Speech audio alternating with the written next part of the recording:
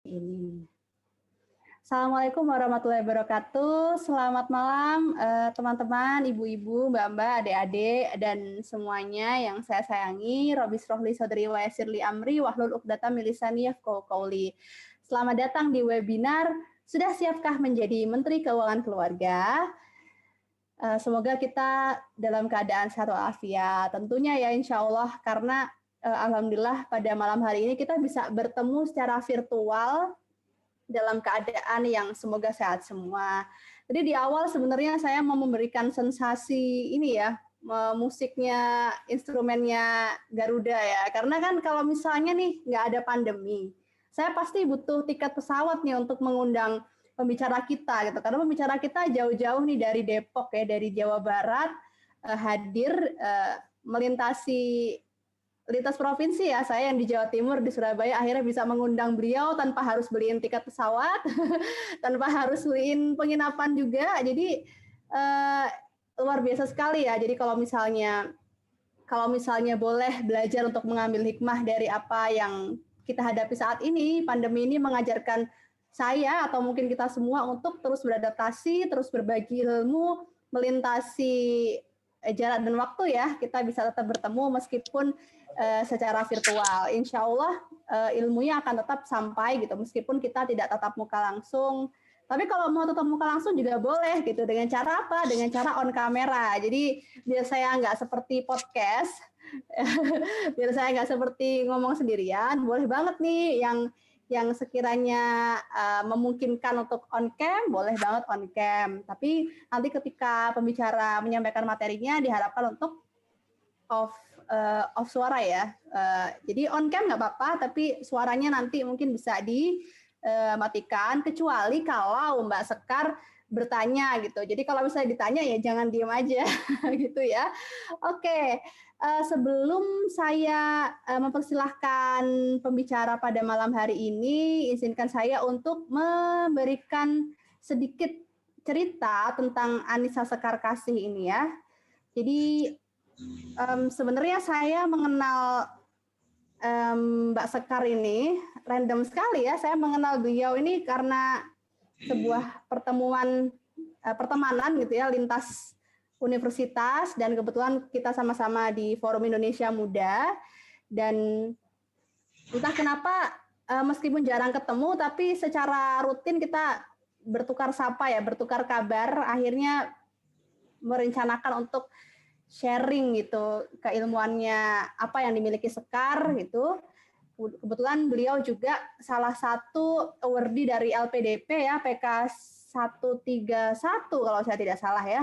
Dan dulunya kuliah di Malang dan sekarang sedang S2 di Fakultas Ekonomi Bisnis Universitas Indonesia Depok, Jawa Barat. Nah, pada tahun 2015 sampai 2019, beliau bekerja sebagai bisnis analis di PT Dwi Dasa Samsara Indonesia. Dan nah, berikut ini ketertarikan ini ya, beliau suka dengan syariah financial planning, syariah investment, personal and family financial planning, dan financial technology and microeconomics. Wah, apa aja itu? Wah, saya juga nggak tahu sebenarnya ya. Makanya jadi terinspirasi untuk pengen tahu ini sebenarnya istilah-istilahnya apa aja sih Sekar gitu ya, biar saya agak melek dikit gitu dengan kebutuhan finansial. Oke, tanpa berlama-lama, saya persilahkan kepada Sekar untuk menyampaikan materinya tentang bagaimana dan sudah siapkah kita untuk menjadi Menteri Keuangan Keluarga? Kepada Sekar, saya persilahkan. Tes. Terima kasih Valina untuk pembukaannya, untuk pengantarnya. Seru sekali ya. Sampai bahas pesawat, sampai bahas film, sampai bahas apa lagi tadi. Bismillahirrahmanirrahim. Rabbis rohli sodri wa yassirli amri wahlul uqdatam min lisani yafqahu qawli. Tadi sama Valina udah di absen belum ya? Ini ada dari mana aja? Oh iya, belum Kak. Iya, dari mana aja nih teman-teman yang malam ini hadir? Sekar dari Tangerang nih, lagi di Tangerang, kadang di Bojonggede. Iya, kadang di Bojonggede, kadang di Tangerang. Ada 25 ya, termasuk saya sama Valina. Oke, mau kita Itu mulai aja ada nih ya? Alfia dari Jakarta, ada yang dari Bogor juga, Oh iya, ada Afina ada dari dari Gresik. salam kenal semuanya. Bismillahirrahmanirrahim. Oh ya, sebelumnya saya mohon maaf kalau nanti ada putus-putus tanpa sadar, karena biasanya kalau habis hujan itu WiFi ataupun sinyal internet dari telepon suka seperti itu ya bawaannya. Maksudnya bukan disengaja, tapi ini saya sudah pakai yang terbaik, jadi semoga lancar ya ke depannya. Amin, amin. Oke, bismillahirrahmanirrahim. Malam ini diajak ngobrol santai sama Valina, sama Mbak Valina ya, atau Bu Valina ya? Sama Ibu Pokoknya nggak Valina, tante aja lah ya. sama Mbak Valina. Waktu itu ditawarin, Mbak Sekar, bisa nggak ya mau ngisi ini materi tentang jadi Menteri Keuangan Keluarga gitu. Oke, bismillah gitu. Karena sebetulnya lagi belajar juga, maksudnya lagi merutinkan untuk sharing tentang ini. Karena selama ini ya belajar, terus yang sesekali cuma sharing di Instagram, ternyata peminatnya banyak gitu. Terus begitu ditawarin ngisi kayak gini, wah bismillah deh, semoga bisa jadi pengingat juga buat diri sendiri gitu. Buat ngisi materi, buat tentang ini, tentang menjadi Menteri Keuangan. Next. Oke, Ya ini sekilas tentang saya sebentar. tadi ya. Ini sepertinya. Oke. Ya ini sekilas tentang saya, kelahiran 93, ya masih muda lah ya, masih milenial dikit. Terus dulu pernah S1 Statistika di Brawijaya, Malang, dan sekarang lagi S2 Ilmu Manajemen Keuangan di UI Depok. Saya bukan ustazah, juga belum menjadi Certified Financial Planner, karena itu kan ada sertifikasinya tersendiri ya. Tapi Ya. saya suka belajar dan suka sharing hal-hal yang sudah dipelajari. Ya insya Allah sejalan gitu dengan materi-materi yang umum dipelajari sama financial planner gitu. Nggak keluar dari kaidah ilmiahnya. Next. Next. Nah, sudah next belum ya? Di aku belum next nih. Belum Nah ya? ini, Oke. kita pertama masuk ke sini nih, wah masuk langsung serius ya, langsung prinsip umum gitu, kayak kuliah gitu. Tapi sebetulnya ya, kalau saya amati gitu, di zaman sekarang, di era namanya Instagram tuh sekarang ada microblog, terus juga udah banyak akun-akun edukasi, itu rasanya belajar tentang keuangan tuh bisa kapan aja gitu, bahkan kayaknya setiap saat itu akun yang kalau saya lagi scrolling tuh pasti muncul gitu tentang pengelolaan keuangan, tentang investasi, tentang bla bla bla, sampai, oh ini apa memang algoritma Instagram kan ngikutin ini ya, interest kita ya gitu. Jadi yang muncul ke saya itu tentang keuangan, tentang investasi, bla bla bla, sampai kayaknya itu aja gitu, sampai hafal gitu ibaratnya, sampai lah ini lagi gitu. Terus next, prinsip umum pengelolaan keuangan. Sebetulnya saya nggak mau terlalu teoritis sih. Jadi di sini sengaja saya giniin kan, udah paham lah ya gitu.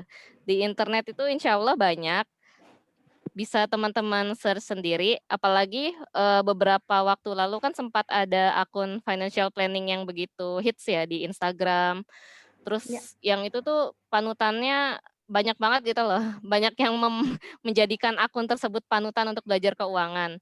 Dan menurut saya akun itu udah banyak itu nge-share kayak basic-basic keuangan. Selain itu juga memang ada beberapa lagi akun yang udah sering banget bahas tentang pengelolaan keuangan, tentang basic-basicnya gitu yang kalau menurut saya biasanya dari kita sehari-hari juga udah paham secara nggak langsung gitu. Next. Nah, ini garis besar pengelolaan keuangan. Ini nggak usah dihafal. Ini cuma ini aja saya tulisin yang biasanya muncul gitu di materi-materi tentang financial planning. Secara garis besar sebetulnya poin-poin yang disampaikan itu seputar 9 ini nih, poin-poin pengelolaan keuangan. Apalagi kalau di Islamic Finance ya, itu nomor 1 akan sangat ditekankan gitu. Itu yang membedakan financial planning yang syariah dan konvensional. Financial planning syariah nomor 1-nya itu mengutamakan prinsip halal dan toib. Jadi pemasukan itu didapat secara halal gitu, dengan cara yang halal, dengan bekerja, dengan berwirausaha, dengan menjual jasa atau lain-lain, dan didapatkan secara baik gitu. Toib ini kan baik ya. Maksudnya baik tuh gimana? Baik itu kalau didefinisikan baik gitu ya, menurut beberapa sumber yang saya baca, baik itu nggak menzolimi orang lain. Misalnya kita nggak melakukan bisnis produk KW atau barang palsu, terus kita nggak berbisnis hal-hal yang menimbulkan mudorot atau yang bisa merusak kesehatan tubuh. Terus juga toibnya ini secara etika bisnis mungkin ya. Kayak misal kita, berbisnis di bidang yang sama dengan teman gitu, tapi mungkin secara produk tuh kita juga nggak yang saling menjatuhkan, nggak yang saling, apa namanya ya, saling curang gitu loh. Jadi baiklah, sama-sama baik gitu secara cara mendapatkannya dan juga bidang mendapatkannya. Terus mungkin, yang toib itu juga yang menjauhkan kita dari riba, terus dari tempat-tempat yang membawa mudarat seperti bar, atau seperti diskotik, atau mungkin ya tempat-tempat yang abu-abu lah gitu, yang cenderung, kesempatan melakukan hal-hal baiknya itu sedikit gitu di sana. Nah kemudian prinsip yang kedua itu biasanya tentang skala prioritas. Ini biasanya teman-teman juga saya yakin sih udah hafal gitu ya, skala prioritas, udah sering dengar gitu. Cuma memang pada akhirnya itu kembali ke kita, bagaimana ketika menghadapi ujian skala prioritas itu. Memang nggak mudah sih, tapi lama-kelamaan nanti biasanya kalau kita udah meniatkan dan kalau kita tuh udah punya tujuan gitu, dan kita tuh paham kenapa harus menentukan skala prioritas, itu biasanya akan lebih mudah buat mengontrol diri. Nah, yang ketiga ini pengeluaran harus lebih kecil dari pemasukan. Kalau ternyata, pengeluaran udah dipepet-pepetin nih, udah ditekan, tapi ternyata kok masih kurang gitu ya pemasukan kita.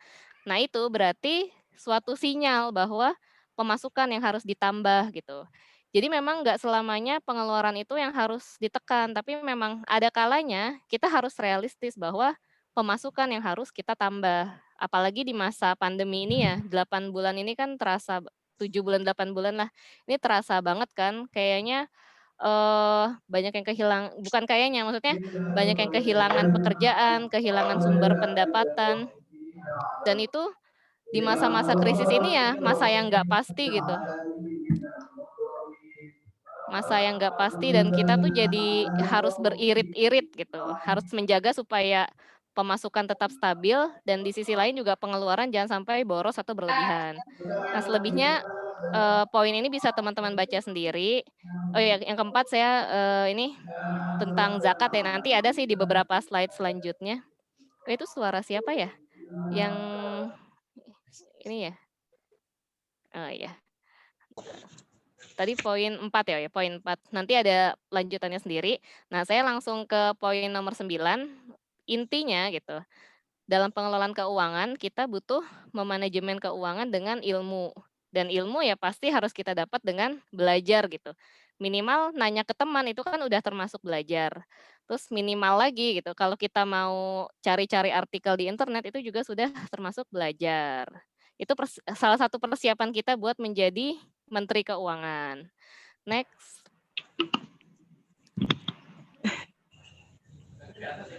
Nah, Mana?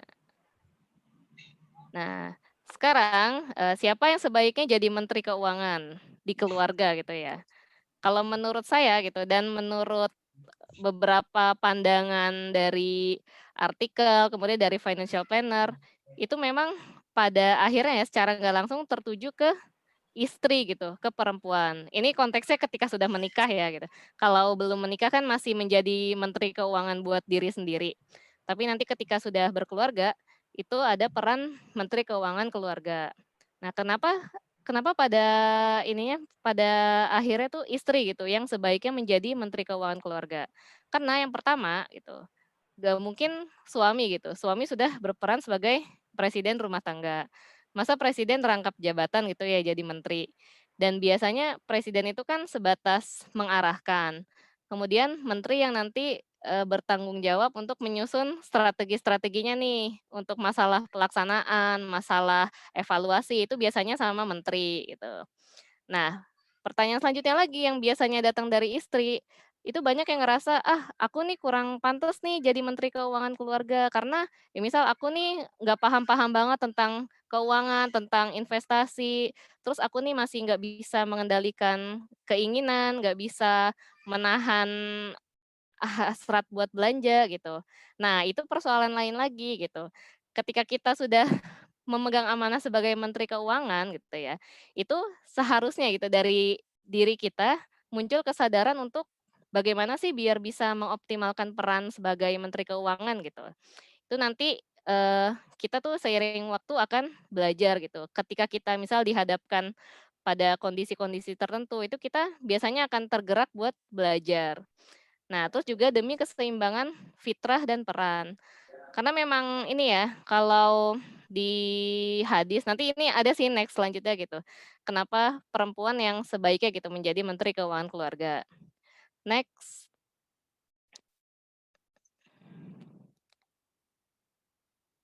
Nah, menjadi menteri keuangan keluarga itu bukan amanah yang sembarangan gitu, bukan amanah yang biasa. Pertama gitu, itu amanah dari Allah gitu, secara langsung maupun gak langsung gitu ya. Kalau kita lihat hadis ini, sebaik-baik wanita ialah jika kau pandang ia menyenangkanmu, jika kau perintah ia menaatimu, jika kau tinggalkan ia menjagamu dalam hal harta dan menjaga dirinya. Nah, kita nyorotin kata-kata yang menjaga dalam hal harta nih, itu secara tersirat gitu, diarahkan buat kita tuh para wanita gitu ya, supaya mampu menjaga harta suami gitu, mampu menjaga mengelola harta keluarga. Dan itu memang peran menteri keuangan kan seperti itu, buat mengelola, buat menjaga, buat mengatur strateginya gitu. Jadi memang amanah ini tuh datangnya dari Allah gitu, ada di hadis ini. Nah, yang kedua, menjadi menteri keuangan itu tanggung jawabnya kepada suami dan Allah. Jadi kita tuh nggak perlu pertanggungjawaban kepada publik, pertanggungjawaban terbuka, bla bla bla. Itu cukup kepada suami dan Allah. Nggak perlu juga sih buat bikin, apa namanya, laporan pertanggungjawaban secara terbuka gitu ya, atau sidang pertanggungjawaban secara publik.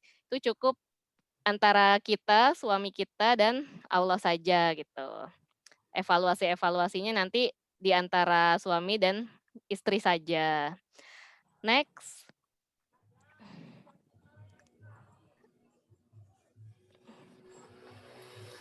Nah, yang ketiga, jadi menteri keuangan ini juga memang tanggung jawabnya nggak main-main ya, karena bisa jadi jalan kita ke surga atau ke neraka.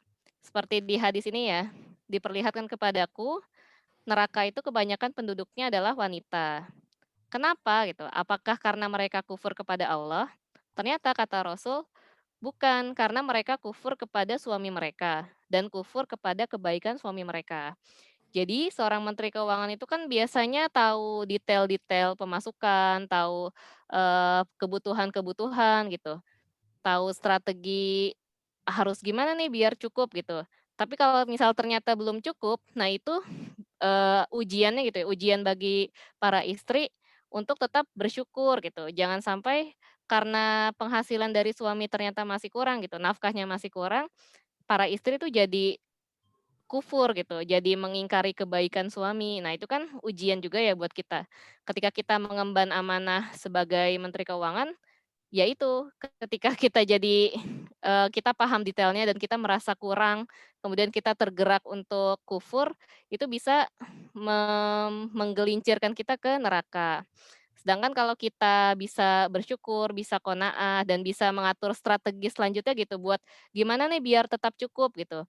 Nah itu bisa mendatangkan ridho suami yang akan jadi jalan kita ke surga. Seperti di hadis kan ya, salah satu penyebab seorang wanita bisa masuk surga dari pintu mana saja itu ketika suami meridhoinya. Jadi memang ridho suami ini juga harus tetap dijaga gitu dalam kita nih menjalankan peran sebagai menteri keuangan. Dan yang keempat, harus terus belajar. Karena ini bukan amanah yang sembarangan, gengs, gitu. Namanya ngelola harta gitu ya, ngelola keuangan. Kita aja kalau dikasih amanah di kantor gitu, kita, tergerak kan buat ikut training, tergerak buat belajar sama senior, buat cari kawan-kawan yang seprofesi, itu buat sharing-sharing, buat nambah pengetahuan kita. Nah, termasuk juga ketika kita menjadi Menteri Keuangan Keluarga, itu jangan pernah berhenti buat, mencari ilmu baru dan meningkatkan skill kita gitu. Karena ya memang Menteri Keuangan ini siapa lagi yang akan mengemban jabatan ini kalau bukan kita gitu. Masa mau nge-hire orang lain kan nggak mungkin. Ini kan jabatan di internal keluarga, jadi ya yang menjabat memang kita gitu, sebagai perempuan, sebagai istri. Next, selanjutnya mana? Nah, ini beberapa poin sih yang menurut saya sebaiknya kita miliki gitu sebagai perempuan. Yang pertama itu selalu bersyukur. Karena lagi-lagi tentang bersyukur ini ya, kalau yang di hadis sebelumnya itu ketika kita kufur maka, para wanita itu kan jadi mudah kufur gitu ya, mudah kufur dan akhirnya menjadi penduduk neraka gitu, penghuni neraka. Sedangkan kalau kita bersyukur nih di surat Ibrahim ini, itu nikmat kita akan ditambah. Jadi memang kebiasaan untuk bersyukur ini yang harus dibangun sejak masih single gitu, sejak masih jomblo fisabilillah gitu.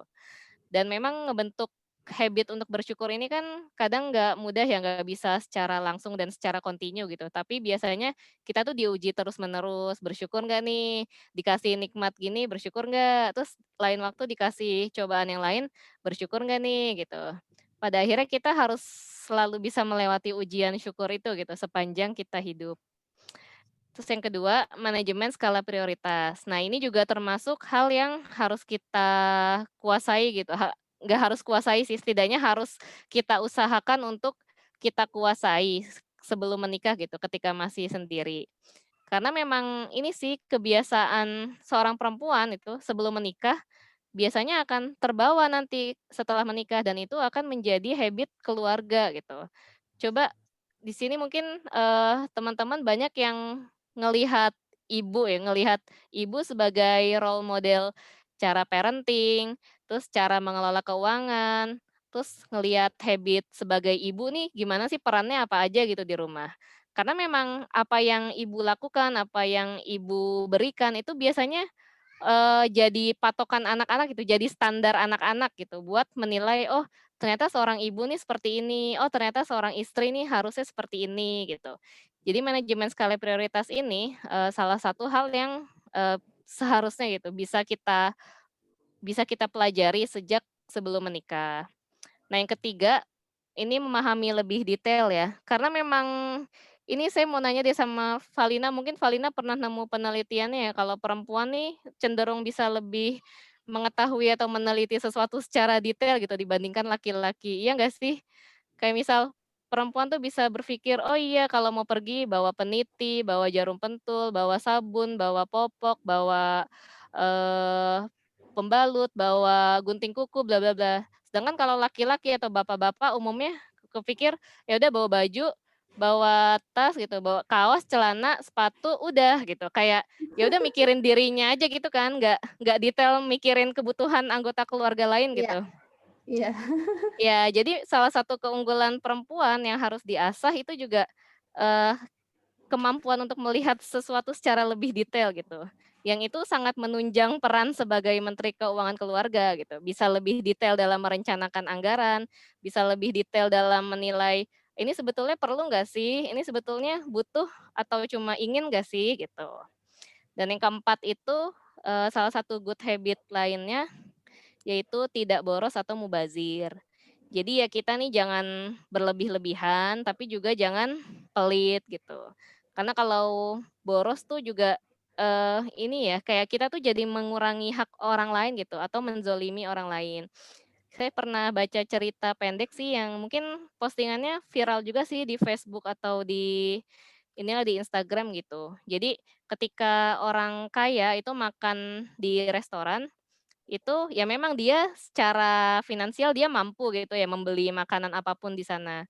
Tapi ketika dia itu nggak menghabiskan makanan yang sudah dia beli, itu sama aja dia, kayak membuang hak atau menyia-nyiakan hak orang lain gitu dalam makanan itu.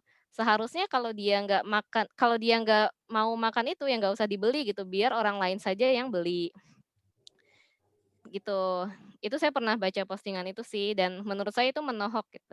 Ibaratnya, uang tuh memang milik kita masing-masing, tapi sumber daya ini milik kita bersama. Jadi tidak borosnya ini juga selain dalam urusan finansial, masuk juga ke poin untuk ini tuh kita hidup bersama gitu ya, di dunia ini tuh menggunakan sumber daya bersama gitu. Makanya kita nggak boleh boros, nggak boleh mubazir. Jangan sampai ada hak orang lain yang terbuang oleh kita. Next. Nah, ini salah satu kesimpulan yang tadi gitu ya, kebiasaan pola keuangan perempuan itu akan menjadi pola keuangan keluarga gitu. Iya nggak sih? Teman-teman mungkin ngerasain juga ya, gimana cara ibu teman-teman ngelola keuangan gitu, gimana cara ibu mengatur menu masakan, mengatur uang belanja, itu jadi inspirasi buat kita nggak sih biasanya? Kalau saya pribadi sih ngelihat itu gitu. Dulu ibu saya tuh cara ngelola keuangannya, itu tiap bulan ngebagi-bagi dalam amplop gitu buat berbagai kebutuhan. Misal buat SPP, buat uang jajan anak-anak, terus buat belanja, terus buat bayar arisan atau iuran, komplek bla bla bla, itu dibagi di amplop-amplop. Dan itu terus terang sangat terpatri dalam pikiran saya gitu, dalam pola pikir saya ngatur keuangan tuh, oh iya bener ya, dibagi-bagi per pos kebutuhan gitu. Biar kita nih juga sejak awal udah tahu, kita nih bulan ini mau ngapain ngapain ngapain, punya anggaran sekian sekian sekian. Jadi nggak jauh melenceng dari anggaran yang sudah kita miliki gitu. Next. Nah, kemudian ini beberapa hal yang harus diketahui sama Menteri Keuangan. Yang pertama, tentang halal dan haram. Kalau bagi saya sih ini penting ya, apalagi bagi yang muslim gitu. Halal dan haram ini penting dan nggak bisa dicampur adukan, juga nggak bisa kita abaikan gitu. Karena halal dan haram ini terkait keberkahan keluarga kita. Kan, apa yang kita dapetin secara nggak baik itu akan berefek ya ke diri kita, ke anak kita gitu. Apa yang kita makan itu jadi daging dalam diri kita. Dan kalau sumbernya nggak baik gitu, misal kita dapat makanan yang haram, kita dapat harta yang sumbernya nggak jelas, itu ketika dikonsumsi bisa, mengurangi ketaatan kita gitu kepada Tuhan. Pernah ini nggak sih, ingat iklan KPK tahun berapa ya, saya lupa sih tahun berapa, yang intinya tuh si anak nih, anak sekolah itu bilang ngerasa gerah sama baju seragamnya. Ternyata ya itu, bapaknya itu suka korupsi. Jadi si anak tuh nyindir bapaknya lewat seragam itu, seragam yang dia kegerahan gitu pakai seragamnya. Itu iklan zaman SD deh kalau nggak salah. Mungkin teman-teman ada yang inget deh iklan KPK itu saya inget kok, iklannya iklan KPK cuma lupa detailnya gimana. Tapi intinya seperti itu. Nah, Menteri Keuangan ini penting banget buat paham tentang halal dan haram. Ini bahasannya tentu terpisah ya, belajarnya juga bisa, butuh waktu yang nggak sebentar gitu buat paham tentang ini. Kemudian yang kedua itu aturan agama tentang harta. Simpelnya nih ya, simpelnya, zakat gitu. Zakat itu harus dibayar ketika harta kita sudah berapa. Terus zakat ini penerimanya siapa gitu, nggak boleh sembarangan kayak misal kita bagi-bagi nasi bukber itu kan kita bisa siapa aja gitu ya, siapa aja berhak bisa menerima. Tapi kalau zakat nggak bisa asal, ya udah zakatnya dalam bentuk nasi kotak aja gitu. Itu nggak bisa gitu. Karena emang ada aturan lain yang sudah Allah tentukan tentang harta. Nah ini penting juga buat kita para menteri keuangan nih buat paham tentang itu. Bisa lihat video-videonya di YouTube gitu, kajian-kajian tentang harta, tentang zakat, tentang infak itu banyak banget. Bisa disimak bareng suami, jadi belajar bareng-bareng. Jadi pahamnya bareng-bareng gitu. Nah terus yang ketiga, yang harus diketahui nih sama Menteri Keuangan, yaitu posisi keuangan keluarga. Aset berapa nih? Misal aset ada berapa rumah, ada berapa mobil, berapa kendaraan gitu. Terus ada kewajiban apa aja, misal kita nih rumah tangga biaya operasionalnya apa aja sih gitu. Ada bayar listrik, ada bayar internet, bayar air, bayar iuran komplek, dan lain-lain gitulah. Ada SPP anak, ada uang arisan, dan berbagai perintilan lainnya.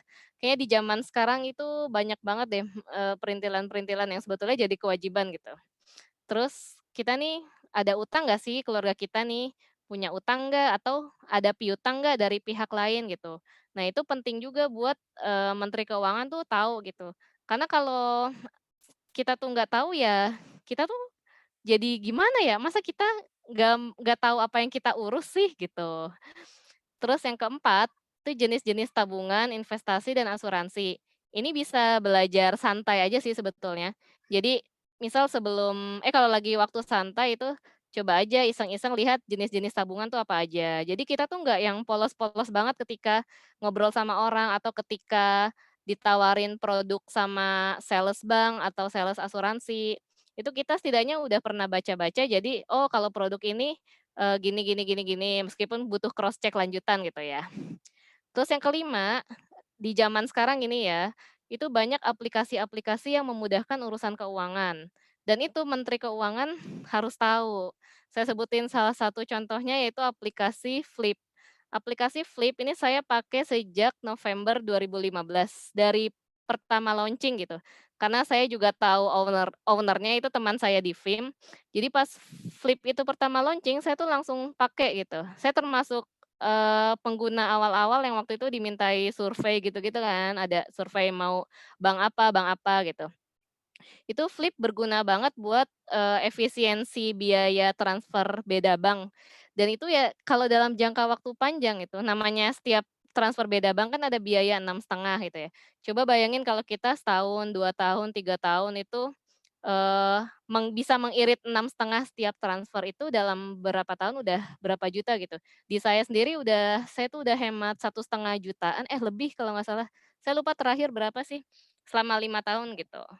Tentunya teman-teman lain juga bisa lebih banyak, karena saya termasuk yang nggak terlalu sering banget gitu pakai, tapi ya rutin gitu. Mungkin sebulan 2 kali atau 3 kali pakai, tapi yang nggak sering-sering banget gitu. Mungkin teman-teman lain bisa menghemat sampai 3 juta, 4 juta gitu, tergantung ya, tergantung banyaknya transaksi. Dan yang keenam, ini penting banget nih buat Bu Ibu, promo terkini kebutuhan keluarga. Coba iseng-iseng, misal nih ya kalau kita ke toko gitu atau misalnya ke minimarket atau kita buka aplikasi marketplace itu, prioritas utama ke kebutuhan keluarga, kayak misal kebutuhan sehari-hari yang sampo, sabun, minyak, kemudian susu anak, popok, itu kalau ada promo tentunya kan sangat ini ya, bermanfaat gitu buat anggaran keluarga kita gitu, buat lebih hemat dan uangnya jadi bisa dialokasikan ke hal lain. Ini promo-promo gini biasanya juga, perempuan sih yang suka nyari ya, promo apa gitu.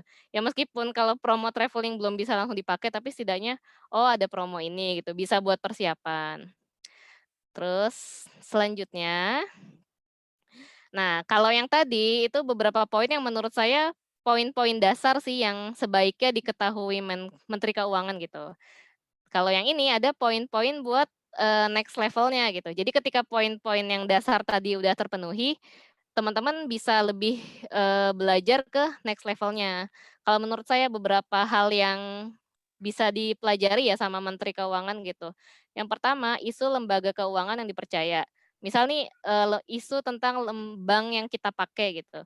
Misal yang kemarin nabung di bank syariah, ada Mandiri Syariah, ada BNI Syariah, sama ada BRI Syariah, itu kan kemarin habis ada pengumuman mau merger. Nah, setidaknya kita tuh selalu aware gitu sama lembaga keuangan yang uang kita tuh ada di sana gitu. Karena itu penting buat menilai nanti ini lembaga keuangan yang kita percaya nih masih stabil nggak sih? Atau ini lembaga keuangan nih masih ada nggak sih? Gimana sih kondisi keuangannya gitu. Itu penting banget setidaknya tuh kita perhatiin, bank yang kita pakai deh gitu. Kalau kita nggak sanggup merhatiin banyak bank gitu ya, minimal tuh perhatiin bank yang kita pakai, itu gimana kondisinya, gimana kabar terkininya gitu. Terus yang kedua, itu isu ekonomi nasional dan global terkini. Ini buat next level yang agak tinggi sih ya, tapi ini tuh juga penting gitu, isu ekonomi nasional kayak kemarin ada kebijakan baru dari pemerintah yang bantuan buat UKM 2,4 juta ya, yang BRI. Terus ada, bantuan apa, stimulus gaji dari BPJS Tenaga Kerja itu yang 500.000. Terus ada keringanan bunga kredit, itu teman-teman bisa buat, ini, bisa belajar untuk, apa ya, membiasakan diri membaca berita gitu, supaya paham nih di dunia nih lagi nggak usah di dunia, nih di Indonesia nih lagi terjadi apa gitu. Itu penting banget loh buat seorang menteri keuangan gitu, buat selalu paham kondisi terkini. Terus yang ketiga, ini juga next level nih buat analisis tiap instrumen investasi. Ini saya akuin ini butuh waktu yang nggak sebentar gitu ya buat paham berbagai macam investasi. Butuh waktu, butuh jam terbang, terus juga butuh apa ya, butuh keluasan buat melihat realita gitu. Kayak misal, belajar saham dulu pas misal 4 tahun atau 5 tahun lalu itu kita ngerasa, "Oh pasar saham nih ideal bla bla bla bla bla bla." Tapi begitu pandemi ini kan duar gitu ya, hancur gitu, kayak teorinya tuh nggak berlaku gitu. Kayak ya ampun naruh duit di saham langsung rontok, misal langsung turun drastis, terus bla bla bla.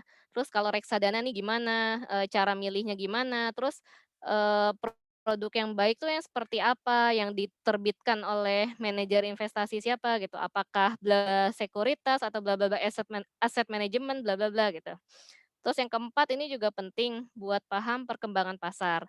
Ya iseng-iseng aja misal kalaupun nggak sanggup tiap hari gitu ya, nggak sanggup tiap hari ngecek, setidaknya dalam seminggu itu kita bisa beberapa kali ngecek harga emas, terus ngecek aja kurs mata uang asing misal, US dollar atau Japan yen atau apalah, setidaknya sih US dollar yang paling ini ya, yang paling sering dipakai gitu dan yang paling di dunia ini tuh yang masih masih jadi apa, primadona gitu ya. Terus iseng-iseng ngecek suku bunga BI, karena ini bisa ngaruh ke keputusan kita buat ambil kredit kalau mau gitu ya. Ambil kredit rumah atau kredit kendaraan, ini suku bunga BI yang ngaruh gitu. Terus bisa ngecek harga saham, pokoknya harga investasi-investasi kita itu bisa kita cekin secara rutin gitu, meskipun nggak tiap hari nggak apa-apa, tapi rutin. Dan yang pasti memang menguras waktu, ya sangat-sangat menguras waktu, tapi itu salah satu tanggung jawab kita sebagai Menteri Keuangan buat tahu gitu, buat selalu tahu ada kabar apa sih gitu di dunia keuangan di Indonesia gitu. Ini bisa buat materi selanjutnya sih kalau teman-teman mau belajar gitu, kapan-kapan insyaallah. Selanjutnya, nah ini yang termasuk penting ya menurut saya, salah satu yang penting gitu buat diketahui sama Menteri Keuangan. Takutnya ini kan hal yang wajib ya, takutnya karena ini luput, jadi kita nggak sempurna menunaikan kewajiban kita di rukun Islam gitu ya, maaf di rukun Islam. Nah, zakat ini kalau ini saya bikin poin satu ya, zakat poin satu. Kita wajib berzakat ketika total harta dan investasi kita sudah setara dengan 85 gram emas dan sudah bertahan selama 1 tahun. Jadi syaratnya nih 2, sudah setara dengan 85 gram emas dan sudah kesimpan selama 1 tahun. Kalau sudah kesimpannya tuh baru 8 bulan, baru 9 bulan, itu belum wajib zakat kita. Karena harta kita tuh masih belum mencapai haulnya gitu, belum mencapai 1 tahun itu. Nah misal nih gampangnya saya ambil harga emas sekarang 950.000 ya 1 gram gitu. Nah kalau kita tuh di rekening, terus di saham, di reksadana, di emas tuh udah punya totalnya kira-kira ini 80.750.000. Harta kita deh pokoknya entah tabungan, terus, tabungan, deposito, macam-macam itu kalau di total udah sampai 80,7 juta ini, nah itu dan sudah tersimpan minimal 1 tahun, itu harus kita keluarkan zakatnya 2,5%. Nah ini kan takutnya kelewat ya, mungkin selama ini kita belum paham zakat nih, kayak gimana sih gitu, harus zakat nih ketika sudah berapa, harus sebanyak apa gitu. Nah ini bisa dimulai aja dari sekarang gitu, ketika kita setelah ngitung, oh ternyata uang saya udah lebih nih dari 80 juta gitu. Aset kita, aset suami, aset bersamalah gitu. Nah terus selanjutnya, Kalau tadi kan total harta kita gitu ya. Kalau yang sekarang ini tentang zakat penghasilan atau zakat profesi. Sebetulnya ini juga ada ulama yang nggak sependapat gitu ya, tapi menurut saya ini bisa juga maksudnya kita pelajari aja gitu, kita pelajari, entah nanti kita tuh mau ngikutin pendapat yang mana, apakah pendapatnya tuh uang kita, penghasilan kita dikurangi kebutuhan dulu, baru ketika dihitung 2,5%-nya itu memenuhi syarat ini yang 524 kilogram beras, itu hal lain lagi. Nah, di sini mungkin teman-teman insya Allah ya gajinya udah lebih besar dari 5.240.000 lah ya di sini. Nah, itu kalau menurut yang saya baca gitu ya, itu sudah termasuk kena wajib zakat gitu, kena wajib zakat 2,5%. Nah, ini kan nisabnya itu 524 kilogram beras. Ya anggap kita biar gampang ngitungnya ya, kita makan beras yang sekilo tuh 10.000. Kalau 1 kilo beras 10.000, terus kita ngitung 524 kilogram beras itu totalnya ya segini, 5,24 juta. Nah, gaji kita ya insya Allah udah lebih besar dari ini kan ya. Jadi jangan lupa keluarkan zakatnya 2,5% setiap gajian. Gitu. Silakan nanti dihitung-hitung lagi sama pasangan. Gaji kita berapa, gaji pasangan berapa, gitu. Batasnya ini nih yang 5,24 juta ini nih. Selanjutnya, masuk ke kehidupan setelah menikah. Next. Nah, tentang nafkah gitu. Ternyata nafkah itu juga selain diatur dalam Al-Quran gitu ya, karena ini Al-Quran dan hadis, ternyata nafkah tuh juga diatur gitu dalam undang-undang perkawinan. Di sini bunyinya, suami wajib melindungi istri dan memberikan segala sesuatu keperluan hidup berumah tangga sesuai dengan kemampuannya. Nah, ini yang juga perlu digarisbawahi, sesuai dengan kemampuan. Kan di sini segala sesuatu keperluan hidup berumah tangga. Kebutuhan dasar manusia tuh apa sih? 3 kan ya, sandang, pangan, papan. Jadi kita tuh, punya hak gitu dari suami untuk mendapat 3 poin itu, sandang, pangan, papan. Mendapat pakaian, mendapat makanan, dan mendapat tempat tinggal. Tapi dengan menyesuaikan kemampuan suami gitu. Misalnya suami, saat ini baru mampu menyediakan rumah kontrakan, itu ya kita terima gitu sebagai istri. Terus misal suami baru mampu ngasih uang belanja misal 3 juta sebulan, ya udah itu kita atur gitu biar cukup. Karena itu kan mungkin memang sudah batas kemampuan suami ya. Nanti mungkin seiring berjalannya waktu insya Allah rezekinya bertambah gitu, tapi ya saat ini kalau kemampuannya segitu ya sudah kita terima gitu. Itu termasuk nafkah yang sudah diberikan, yang suami juga sudah menunaikan haknya gitu untuk memberi kita nafkah. Nah, terus nafkah ini kewajiban suami buat memenuhi kebutuhan rumah tangga gitu, bukan kewajiban istri. Kalaupun nanti istri ikut berkontribusi gitu dalam kebutuhan rumah tangga, itu jatuhnya adalah sedekah. Itu nanti ada di beberapa slide selanjutnya, ada saya buat ini. Next. Nah, ini poin-poin keuangan keluarga itu kalau dirinci sih kelihatannya, oh banyak ya 7. Tapi sebetulnya ini nggak usah dihafal, ini diingat aja, maksudnya garis besarnya gitu. Transparansi, harus ada tujuan, terus harus punya anggaran, harus ada komunikasi antar suami istri, antar anggota keluarga gitu. Terus sebaiknya ada pencatatan, ada laporan, dan ada evaluasi plus modifikasi. Next, ini saya jelasin poinnya satu persatu. Nah, transparansi ini maksudnya apa? Transparansi ini kan kejelasan gitu ya. Nih suami bawa uang 100 juta nih dari mana nih gitu, kok tiba-tiba bawa uang 100 juta. Harus jelas nih uangnya halal gitu, sumber dapetinnya halal, terus cara dapetinnya juga halal gitu. Bukan yang kita kembali ke prinsip halal dan toyib yang tadi kita bahas di awal ya, halal dan baik gitu. Halal aja nggak cukup kalau nggak baik. Kayak misal kita nerima uang dari atasan kita gitu, tiba-tiba 100 juta, ya itu halal gitu, kan kita diberi ya. Tapi kita nggak tahu apakah itu uang yang baik atau bukan gitu kan. Jadi prinsip halal dan baik ini harus tetap dipegang gitu dalam keuangan rumah tangga. Itu masuk ke prinsip tadi nih transparansi, kejelasan, halal dan toib. Terus harus ada kejelasan nih suami istri kondisi keuangan pribadinya gimana. Misal ya punya uang berapa, terus ada utang nggak gitu, sama siapa, utangnya berapa, jatuh temponya kapan, terus cara pembayarannya gimana gitu. Terus kalau menurut saya pribadi sebaiknya suami istri memang transparan gitu tentang PIN ATM, tentang password akun media sosial, bla bla bla. Karena ya apa gitu, karena kalau bukan sama pasangan kita, itu kita mau sama siapa terbuka tentang hal itu gitu. Masa sama pasangan yang kita nih sudah, terikat akad nikah gitu ya, sudah terikat secara agama dan secara negara gitu, masa kita masih nggak mau terbuka gitu kan sama pasangan kita. Masa kita malah lebih percaya ke orang lain gitu buat transparan tentang hal itu gitu.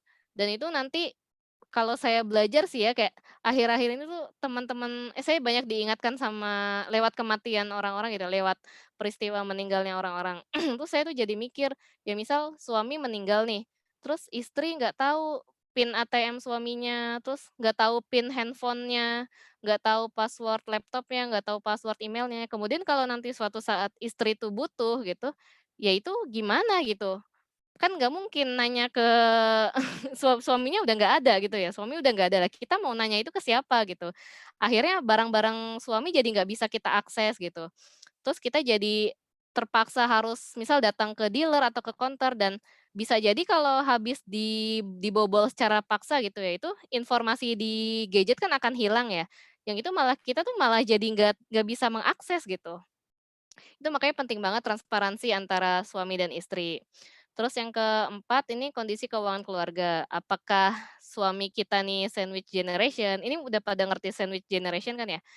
Yang menanggung kebutuhan orang tua sekaligus menanggung kebutuhan istri dan anak gitu. Intinya menanggung kebutuhan ke atas dan kebutuhan samping kita secara keluarga. Terus apakah, istri kita nih menanggung biaya sekolah adiknya, atau mungkin pasangan kita nih masih ada utang nih orang tuanya gitu, masih ada utang yang harus dilunasi dan lain-lain gitu kondisi keuangan. Nah itu harus ada ini loh, harus ada terbuka antara suami istri.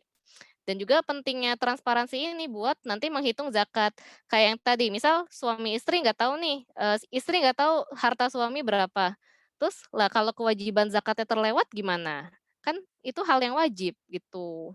Jadi memang untuk saling mengingatkan sih, buat saling evaluasi juga, pentingnya transparansi antara suami istri. Terus selanjutnya, nah sebaiknya juga punya tujuan. Tapi yang pasti memang tujuan setiap keluarga itu berbeda, belum tentu sama. Kayak misal, keluarga saya mungkin belum punya tujuan untuk beli rumah dalam beberapa tahun lagi gitu. Beda sama pengantin muda yang, "Oh 3 tahun lagi beli rumah yuk," misal gitu.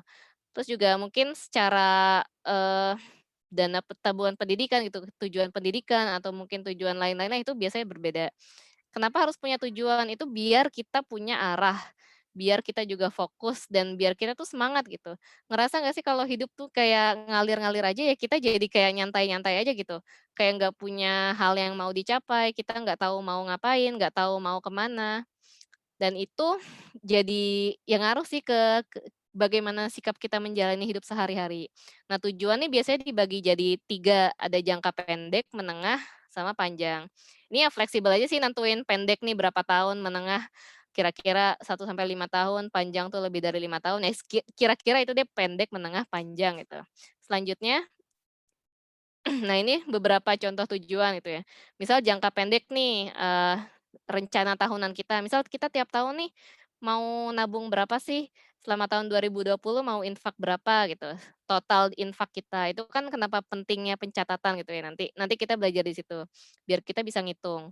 Terus, per Desember nanti kita mau punya saving berapa sih gitu. Jadi punya target savingnya tuh tahunan, setiap tahun kita tuh punya nambah uang berapa gitu, uang di tabungan. Mau 20 juta, mau 30 juta. Itu kalau kita nggak punya target, ya kita jadi kayak nyantai-nyantai aja hidup dan kayak nyantai aja ngeluarin duit gitu meskipun untuk hal-hal yang nggak kita perlukan. Padahal kalau itu disimpan ya itu bisa buat kebutuhan jangka panjang gitu. Terus tujuan jangka pendek lagi ada yang, mau ganti laptop tapi 2 bulan lagi atau 3 bulan lagi gitu, mau nabung dulu. Nah terus juga nih yang poin 4 buat poin 5 misal mau mudik nih, oh iya tahun depan mau mudik berarti harus udah nyiapin uang nih misal 10 juta gitu. Itu nggak tahu deh 10 juta termasuk cukup atau kurang ya buat mudik yang naik pesawat yang rame-rame gitu. Ya kira-kira ini deh, pasti setiap keluarga kan beda-beda ya, jadi saya nggak terlalu bahas di sini ya. Selanjutnya Nah, ini kalau tadi kita sudah punya tujuan gitu, kita sudah punya goal. Nah, sebaiknya kita tuh juga punya plan atau berupa anggaran kalau di keuangan ini ya. Ya misal tadi kita punya tujuan nih mau punya uang 100 juta. Lah kita tuh nggak punya rencananya mau gimana gitu. 100 juta tuh bisa diraih dengan setiap bulan tuh nabung berapa, setiap bulan tuh kita punya pendapatan berapa. Itu tuh jadi nggak jelas gitu kalau kita nggak menentukan anggaran. Nah ini kalau saran saya sih, setidaknya tuh luangin waktu sekali sebulan gitu, untuk bahas anggaran rumah tangga dengan pasangan, atau pas lagi pillow talk. Tapi ya kalau dibahas sering-sering juga mungkin jadi bikin pusing ya. Makanya bahasnya ya sekali seminggu atau sebulan beberapa kali gitu. Minimal setiap habis gajian kan kita, langsung kepikir ya, "Oh ya bayar ini, bayar itu." Nah itu bisa dijadikan momen buat bahas tentang keuangan keluarga. Next. Nah, ini salah satu hal yang saya baru nyadar sekitar 2 tahun lalu, beberapa tahun lalu deh. Jadi, ngaku nggak ya kita waktu kecil tuh kita biasanya disuruh nabung tuh dari sisa uang jajan gitu. Uang jajan ada sisa nggak? Ada berapa? Misal dikasih 5.000, kita di sekolah jajan 3.000, oh ada sisa 2.000. Nah 2.000-nya itu ditabung. Jadi saya akui itu mindset saya selama bertahun-tahun gitu ya, setidaknya sampai saya kuliah lah, itu mindset saya masih kayak gitu, nabung tuh dari sisa gitu ya. Sisanya nih saya bold, saya italic nih, saya tekankan gitu, kita tuh biasa nabung dari sisa. Tapi ternyata, mindset tersebut tuh kurang tepat gitu. Yang sebaiknya kita tabung itu justru di awal, kita tuh nentuin, kebutuhan kita tuh mau nabung berapa, baru sisa uang dari pemasukan dikurangi tabungan, nah itu yang dicukup-cukupin buat kebutuhan. Nih di kotak yang bawah nih. Misalnya nih, kita punya pemasukan 10 juta per bulan. Nah, kita mau nentuin nih, setiap bulan nabung 3 juta dan kita tuh harus konsisten. Berarti 7 juta itu harus dicukup-cukupin buat kebutuhan kita. Jangan sampai kita tuh 10 juta, ya udah 10 jutanya kita kita jor-jorin, kita lihat nanti gimana ada sisa atau enggak baru ditabung. Nah, itu yang saya sadari, oh iya ternyata emang lebih tepat mindsetnya kayak gini gitu ya. Kita nentuin dulu di awal, nabung berapa gitu dari total pemasukan kita, baru sisanya dicukup-cukupin buat kebutuhan. Karena kalau kita nggak bikin, eee, aturan yang kayak gini, kita nggak nentuin pola yang kayak gini, ya biasanya kebutuhan mah ada aja gitu yang muncul aja ya, yang tiba-tiba ada diskon jadi pengen ngeborong, terus yang tiba-tiba, browsing di marketplace, "Ih barangnya lucu, ih bajunya bagus," itu kita jadi beli beli beli. Karena kita nggak punya tujuan di awal gitu, kita mau nabung berapa. Makanya memang nabung ini sebaiknya di awal gitu, nabung, investasi itu disisihin di awal, sebelum kita nentuin anggaran buat kebutuhan. Next. Nah, secara garis besar gitu ya, biasanya alokasi keuangan keluarga tuh ya buat ini kan, buat kewajiban, buat kebaikan, tabungan, kebutuhan. Tapi kalau dalam, financial planning syariah, itu ternyata prioritas nomor satu jatuh ke hutang gitu. Kalau kita punya utang, maka utang itu yang harus kita dahulukan gitu. Setiap kita punya penghasilan, kita dahulukan bayar utang. Jangan sampai kita tuh utang dientar-entarin, kita langsung ke poin misal langsung poin kebutuhan, keinginan, itu jangan kayak gitu. Kita prioritasin dulu nih buat ngelunasin utang. Terus kalau dapat bonus, dapat tiba-tiba dapat honor, dapat apa, menang lomba atau dapat hadiah, itu lagi-lagi prioritasin ke melunasi utang.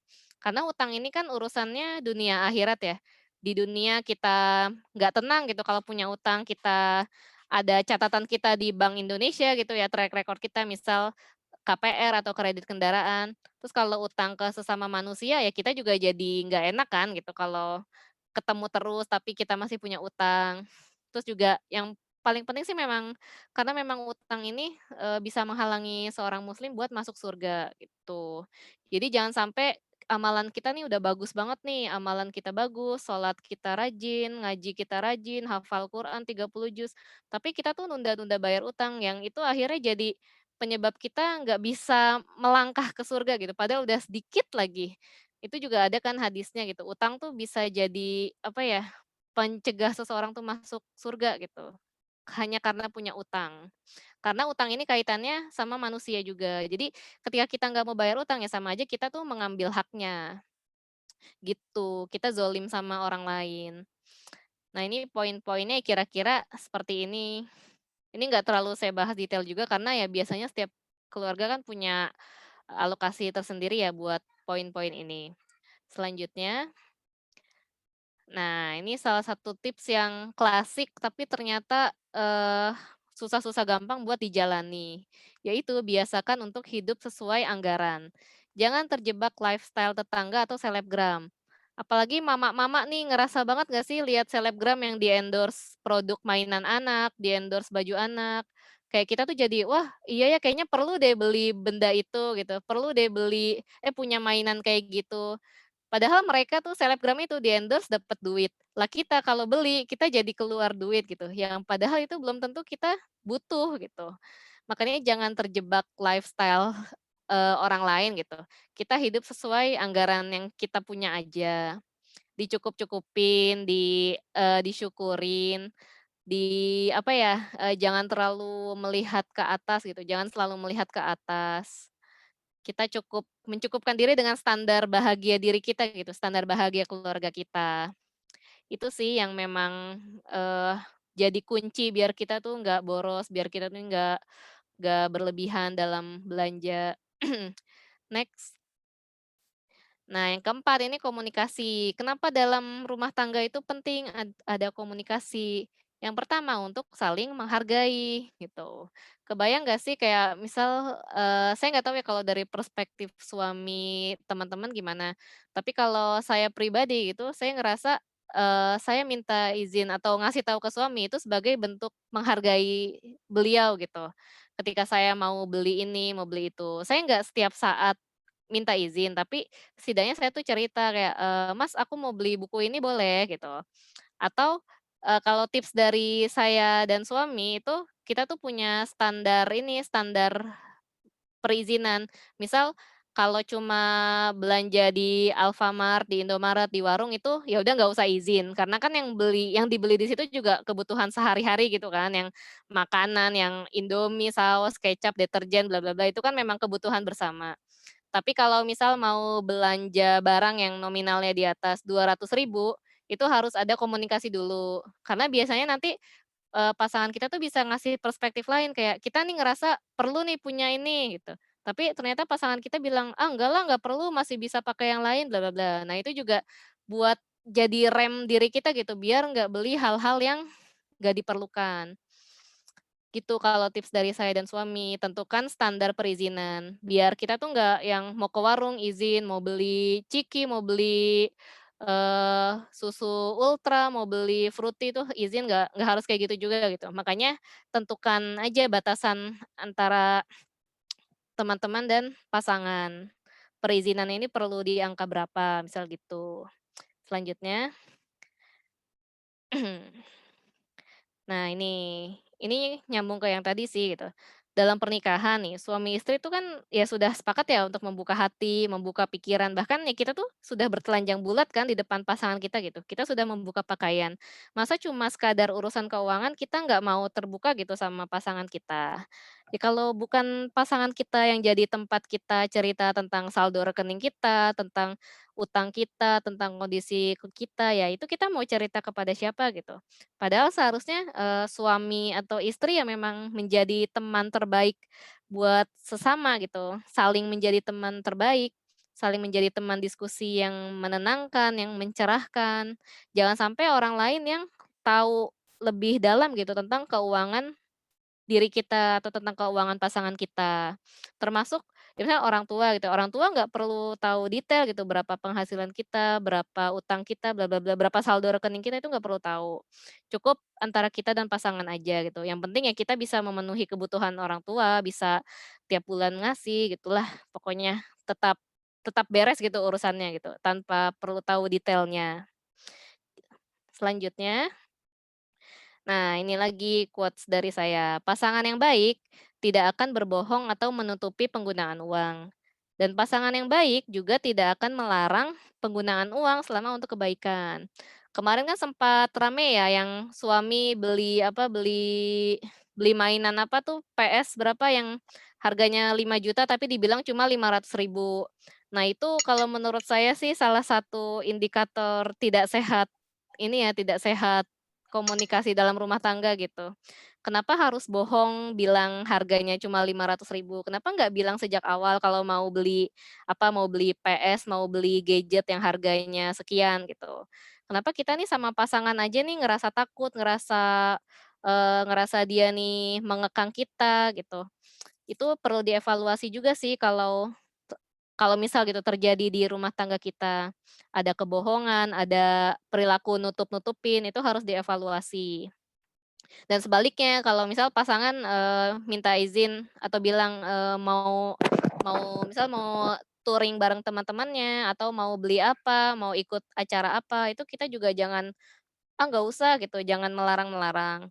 Yang penting kan tujuannya buat kebaikan dan dirasa itu bisa membawa, apa ya, membawa manfaat gitu buat kita atau buat pasangan, ya itu dipersilakan saja. Jangan terlalu kaku lah gitu jadi orang, tapi juga jangan sampai bohong, jangan sampai nutup-nutupin, gitu. Selanjutnya, nah ini salah satu tips dari saya juga, ini saya bikin nih sama suami, punya catatan yang isinya tuh, akun bank, eee username-nya apa gitu, mBanking nih, username-nya apa, PIN-nya berapa, kode password-nya apa, dan lain-lain gitu.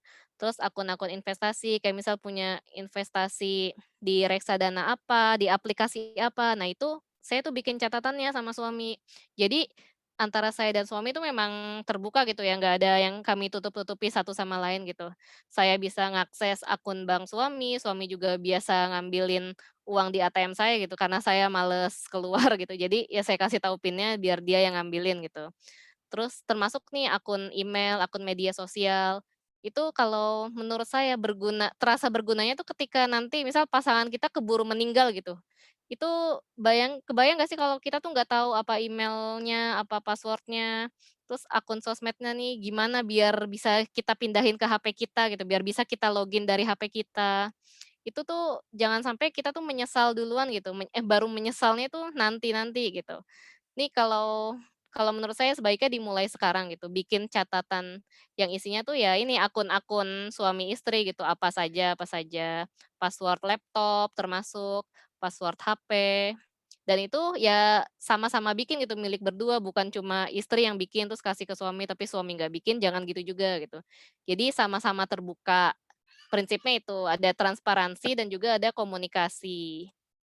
Selanjutnya, nah, ini yang tentang pencatatan, tentang laporan, tentang evaluasi, emang, saya ngerasa sih nyatet keuangan tuh awalnya ribet ya. Saya tuh mulai nyatet 2018.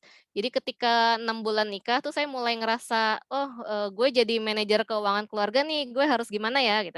Nah, di situ saya mulai tuh, nyatet di Excel, di Google Sheet waktu itu saya bikin. Emang sih ribet, tapi ternyata, saya tuh menikmati gitu ketika saya tahu secara detail pengeluaran saya, pengeluaran keluarga kami, itu saya ternyata bahagia gitu. Oh oh ternyata kebanyakan misal, ternyata kemarin kebanyakan ini nih makan di luar gitu. Terus ternyata, oh kemarin, sedekahnya udah lumayan banyak ya meskipun dalam bentuk tip buat driver Gojek gitu. Nah itu kita tuh jadi punya insight sendiri gitu dari pola keuangan kita. Dan itu bisa, bikin kita tuh ketika mau mengeluarkan uang jadi mikir-mikir. Kan lewat nyatet kita jadi tahu ya, oh ternyata misal seminggu ini kita udah ngabisin 1 juta. Waduh, sedangkan jatah uang belanja kita misal cuma 3 juta. Wah harus diirit-irit nih gitu, harus diirit-irit jangan sampai sebelum tanggal gajian lagi uang udah habis gitu. Itu pentingnya pencatatan sih, kita jadi, selalu hati-hati gitu, harapannya gitu. Next. Nah, ini sebetulnya karena saya males ngetik lagi, jadi ini saya screenshot dari IG story saya. Waktu itu kan saya lumayan sering sharing tuh ya tentang pencatatan keuangan bla bla bla. Nah, ini sih kenapa kita perlu nyatet cash flow gitu, buat ngelihat habit, terus juga penting nih buat ngelihat kita nih ternyata pendapatan tiap bulan nih turun, naik atau stagnan atau ternyata turun gitu ya. Itu dari catatannya jadi ketahuan gitu, kalau ada rekap bulanan, yang itu nanti jadi laporan tahunan. Ini saya tuh mulai bikin kayak rekap harta, kayak punya saham berapa, punya uang berapa, itu juga setelah menikah sih, beberapa bulan setelah menikah itu Januari 2018 itu. Kayak titik tolak saya tuh mulai detail sama urusan keuangan keluarga itu Januari 2018. Jadi sekarang ya udah berjalan sekitar 2 tahun sekian bulan gitu. Terus selanjutnya, nah ini ada di highlight Instagram saya gitu ya, baru saya geser ke kiri sih, jadi teman-teman ngaksesnya gampang gitu. Itu bisa dilihat-lihat lagi di highlight IG story, insya Allah bisa lebih enak sih teman-teman baca di situ. Kalau di Zoom ini kan mungkin, entar ada yang udah baca, ada yang belum, jadi mendingan teman-teman bisa melipir langsung ke sana gitu nanti. Saya sering share di situ. Terus buat pencatatan, kalau dulu saya pakai Excel, nah sekarang-sekarang ini saya lebih enak pakai Money Lover, baru mulai Maret kemarin saya tuh. Sebelumnya pakai catatan keuangan. Next lagi. Nah ini bukti bahwa tahun 2018 saya pernah bikin Excel, Excel keuangan. Kira-kira kategori kebutuhannya gitu deh, ada kebutuhan ekstra, ekstra yang pribadi, ada jajan, ada kebutuhan rumah tangga, ada buat makanan biasa atau makanan ekstra, ada parkir. Ya pokoknya itulah teman-teman bisa lihat sendiri dan ini nggak apa ya, nggak kaku gitu, teman-teman bisa menyesuaikan kebutuhan-kebutuhan masing-masing gitu. Misal nggak ada parkir, ya udah nggak usah masukin pos parkir. Misal ada kebutuhan ART, silakan masukkan di situ kebutuhan rumah tangga lain, misal gitu. Menyesuaikan kebutuhan masing-masing aja. Itu kira-kira sih. Nah ini kalau Money Lover. Ini saya nggak di-endorse Money Lover, tapi dari hasil trial saya ke beberapa aplikasi keuangan, ternyata saya paling cocok pakai Money Lover. Karena tampilannya enak, warna-warni. Terus juga ya lebih enak aja sih, datanya bisa disinkronisasi. Jadi kalau saya ganti HP nanti tinggal install Money Lover lagi, terus tinggal login lagi, ya udah data saya yang kemarin-kemarin masih kesimpan gitu, yang catatan tahun kemarin, catatan beberapa bulan lalu itu masih ada. Selanjutnya, itu juga ada di highlight di Instagram tadi ya, teman-teman bisa lihat sendiri. Nah, penghasilan istri ini milik siapa? Gitu. Ternyata di Islam juga sudah diatur. Masalah gaji istri itu semua menjadi hak istri. Suami nggak boleh mengambil sedikit pun, kecuali dengan kerelaan hati istrinya. Jadi memang uang yang uang yang istri hasilkan itu murni menjadi hak istri. Suami itu nggak berhak itu, nggak berhak juga nyuruh nyuruh pakai uang itu buat nutupin kebutuhan rumah tangga. Itu nggak boleh, kecuali memang istrinya yang rela. Dan itu masuknya ke poin sedekah nih di hadis yang kedua. Apabila seorang muslim memberikan nafkah kepada keluarganya dan dia mengharap pahala darinya, maka itu bernilai sedekah. Jadi ketika ibu-ibu nih gitu, make uangnya buat kebutuhan rumah tangga, itu insya Allah jadi sedekah gitu. Makanya memang kita nih jangan pelit-pelit sama keluarga. Karena keluarga nih ladang sedekah kita yang utama gitu. Sebelum kita sedekah ke tempat lain, ke keluarga, ke kerabat lain, sebelum kita sedekah ke masjid bahkan, itu pahalanya lebih besar ketika kita bersedekah ke keluarga kita sendiri itu. Selanjutnya lagi. Nah, ini hadis yang tadi ya. Bersedekah kepada orang miskin, misalnya orang lain, itu nilainya satu sedekah. Tapi kepada kerabat, kerabat ini keluarga kita gitu ya. Itu sedekah dan silaturahim. Nah, terus yang hadis kedua, itu apa yang kita infakkan di jalan Allah, apa yang kita infakkan untuk budak atau kita sedekahkan ke orang miskin, ternyata pahalanya lebih besar yang kita keluarkan buat keluarga kita. Jadi ekstrimnya, misal kita cuma, uang kita nih terbatas gitu, kayak kita nih, mengirit-irit kebutuhan keluarga biar kita bisa sedekah, misal bisa sedekah ke masjid, bisa nolong orang gitu. Nah kalau mau ekstrim, itu mendingan kita tuh nggak usah sedekah keluar gitu, yang penting kebutuhan keluarga kita tuh terpenuhi. Tapi ya kita nggak gitu juga kan, kita kan maunya tetap bermanfaat buat orang lain, maunya tetap punya amal jariah lewat harta, misal lewat pembangunan masjid, pembangunan pesantren, dan lain-lain. Nah, itu makanya, diatur lagi bagaimana biar semua tuh terpenuhi gitu, ke keluarga optimal, terus juga masih ada sisa juga buat, ke masjid, ke tempat lain gitu. Next. Nah, oh ya ini terakhir sih ini. Sebagai menteri keuangan perlu nggak sih kita nih dapat gaji gitu? Oh, menurut saya silakan dibahas dengan pasangan. Kalau belum mampu memberi gaji, misalnya suami belum ada anggaran gaji nih, ya setidaknya jangan pelit lah kalau istri tuh minta waktu atau anggaran buat belajar bareng gitu, buat ikut seminar, buat beli buku tentang keuangan, tentang investasi, buat ya buat mengembangkan diri lah gitu. Karena itu menurut saya sih termasuk harus termasuk dalam anggaran rumah tangga gitu. Kan ketika seorang istri ini bisa profesional menjadi menteri keuangan keluarga, tuh suami juga yang ngerasain manfaatnya gitu. Makanya memang jangan pelit-pelit sih buat itu. Selanjutnya, oh iya, ini poin terakhir sih closing statement dari saya. Menteri Keuangan Keluarga adalah jabatan yang abadi dan tidak tergantikan. Makanya kita harus selalu tingkatkan pengetahuan dan kemampuan diri supaya bisa profesional. Kita jangan sampai profesionalnya itu cuma mau di pekerjaan kantor, di pekerjaan atau di kerjaan lain gitu, tapi kayak kita mengabaikan tanggung jawab kita di keluarga. Nah, itu kalau bisa sih tetap profesional juga di dalam rumah, nggak cuma di luar rumah. Ya ketahuan deh alumni ibu profesional ya, bersungguh-sungguh di dalam, maka akan, apa, saya lupa quotes-nya, ketika kita bersungguh-sungguh di dalam, maka kita bisa memetik hasilnya gitu di luar, intinya gitu deh. Next, sudah habis. Terima kasih teman-teman. Saya kembalikan ke Valina ya. Baik. Baik, terima kasih Sekar, alhamdulillah ya. Kita sudah diskusi kurang lebih, kita sudah mendengarkan materi dari Sekar kurang lebih sekitar 1 jam.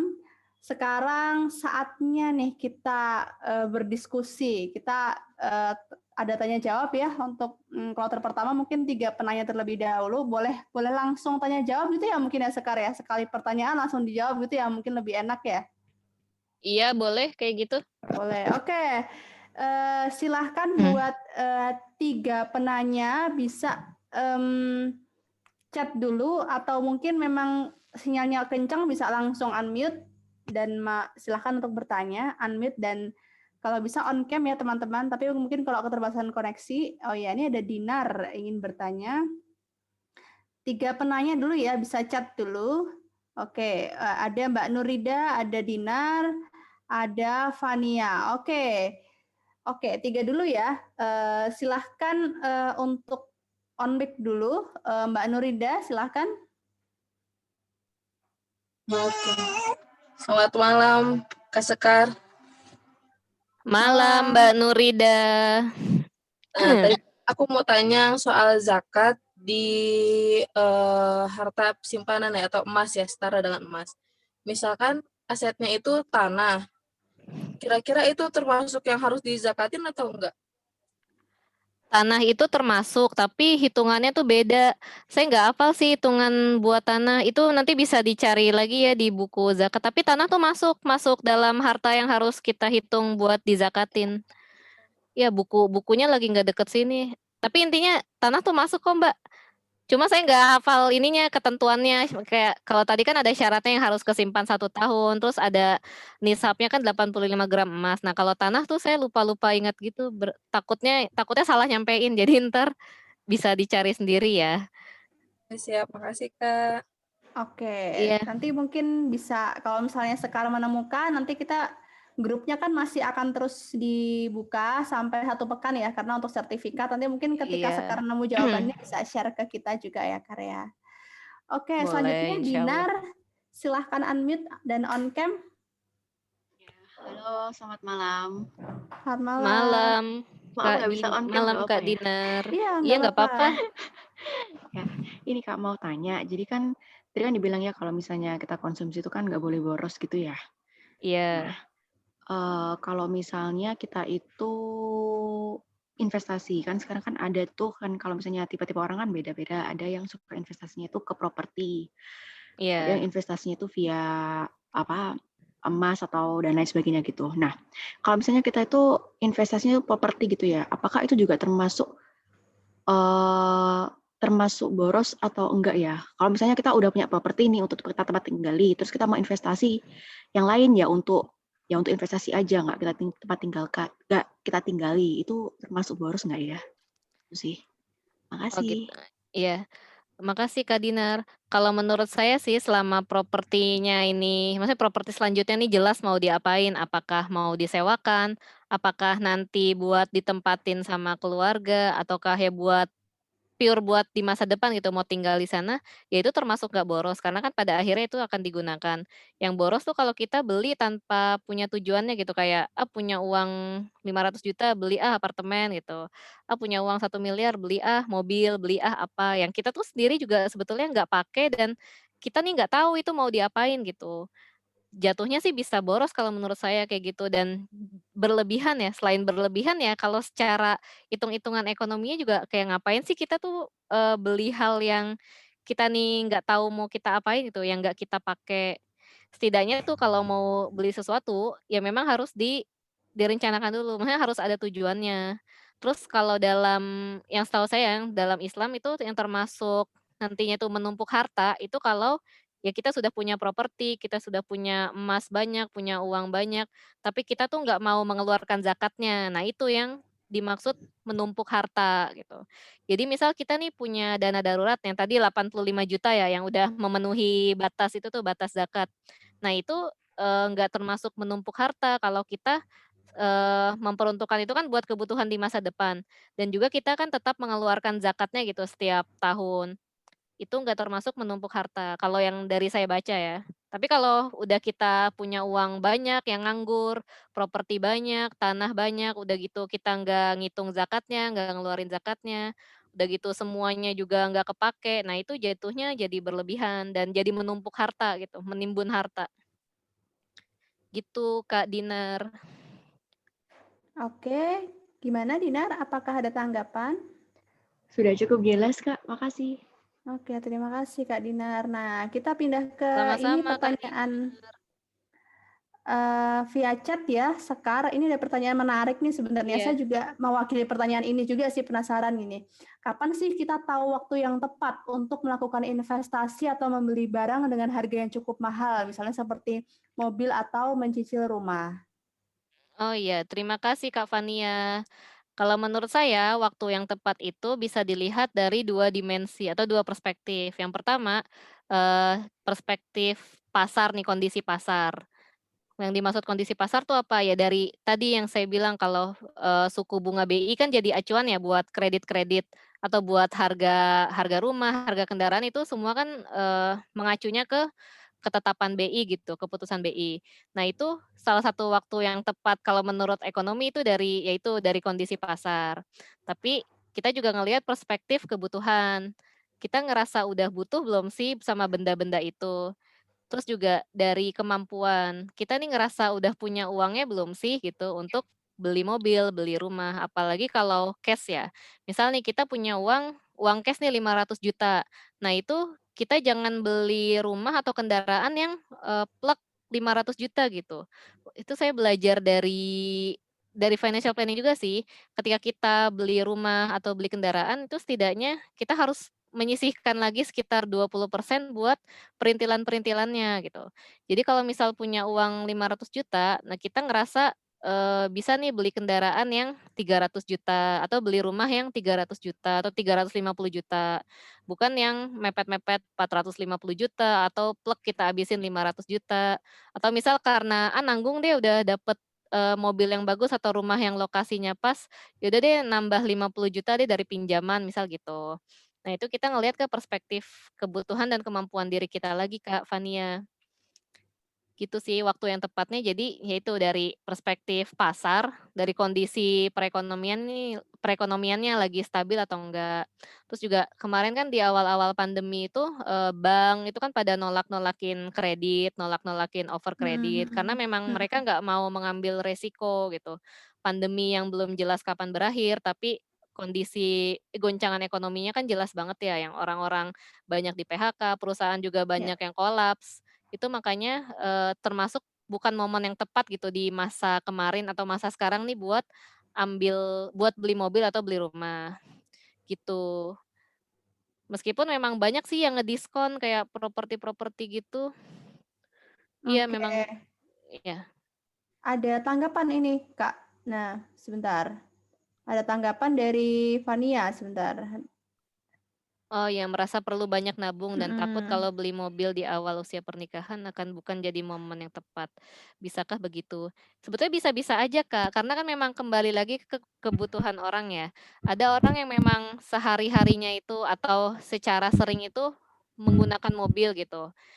Kayak kalau Mm-mm. misal orang-orang di Jabodetabek biasanya bisa commuting kan pakai KRL gitu buat kerja atau buat kuliah. Tapi kalau misal yang sehari-hari aktivitasnya memang menggunakan mobil, ya itu berarti jadi kebutuhan, jadi prioritas. Beda sama orang yang di Jakarta punya mobil, tapi ya keluar macet, udah gitu kayak nggak menikmati jalan gitu jadinya. Sedangkan kendaraan umum tuh tersedia. Mungkin mobil tuh bisa jadi kebutuhan yang digeser. Gitu sih, Kak. Kembali ke ini nanti Kak Fania dan suami kira-kira benar-benar merasa prioritasnya tuh yang mana? Apakah mobil ataukah rumah gitu? Atau dua-duanya langsung atau oh belum dua-duanya juga gitu. Gitu Kak Fania. Oke, terima kasih. Jelas nggak ya? Tapi kalau misalnya nanti ada yang mau dipertanyakan lagi, bisa kita chat ya atau mungkin unmute. Baik, terima kasih. Boleh Emang di itu chat ya. pertanyaannya emang menarik sekali sih karena pasangan muda gitu ya seperti saya dan ya baru berapa tahun gitu ya.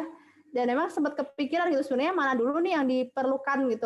Nah, kalau memang di Jakarta kan mungkin ada KRL ya. Jadi kebutuhan mobil tuh kayaknya di bawah rumah gitu ya. Tapi kalau misalnya di Surabaya nggak ada Iya, KRL betul. Kak. Jadi kayak kendaraan pribadi tuh memang sangat Jadi kebutuhan. jadi kebutuhan gitu. Apalagi kalau misalnya nanti mengandung atau apa itu kan memang daripada yang lain kan enak Iya, kalau memang kendaraan beresiko. pribadi. Emang itu ya dipertimbangkan banget sih emang.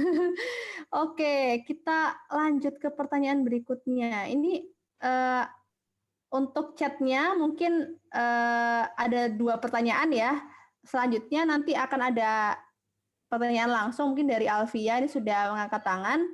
Kita ke pertanyaan yang di chat dulu ya, Kak Sekar Iya, ya. Ini dari ada pertanyaan dari Azani Sabila. iya. Pertama dengan anggaran yang terbatas, menentukan prioritas apakah sekolah lanjut yang kemungkinan nggak bisa dengan beasiswa, DP haji, dan DP rumah baiknya gimana ya Mbak? Kemudian idealnya untuk menentukan dana pensiun itu berapa persen dari penghasilan, terus gimana cara simultan menyiapkan dana pensiun dan dana investasi, maaf. Iya.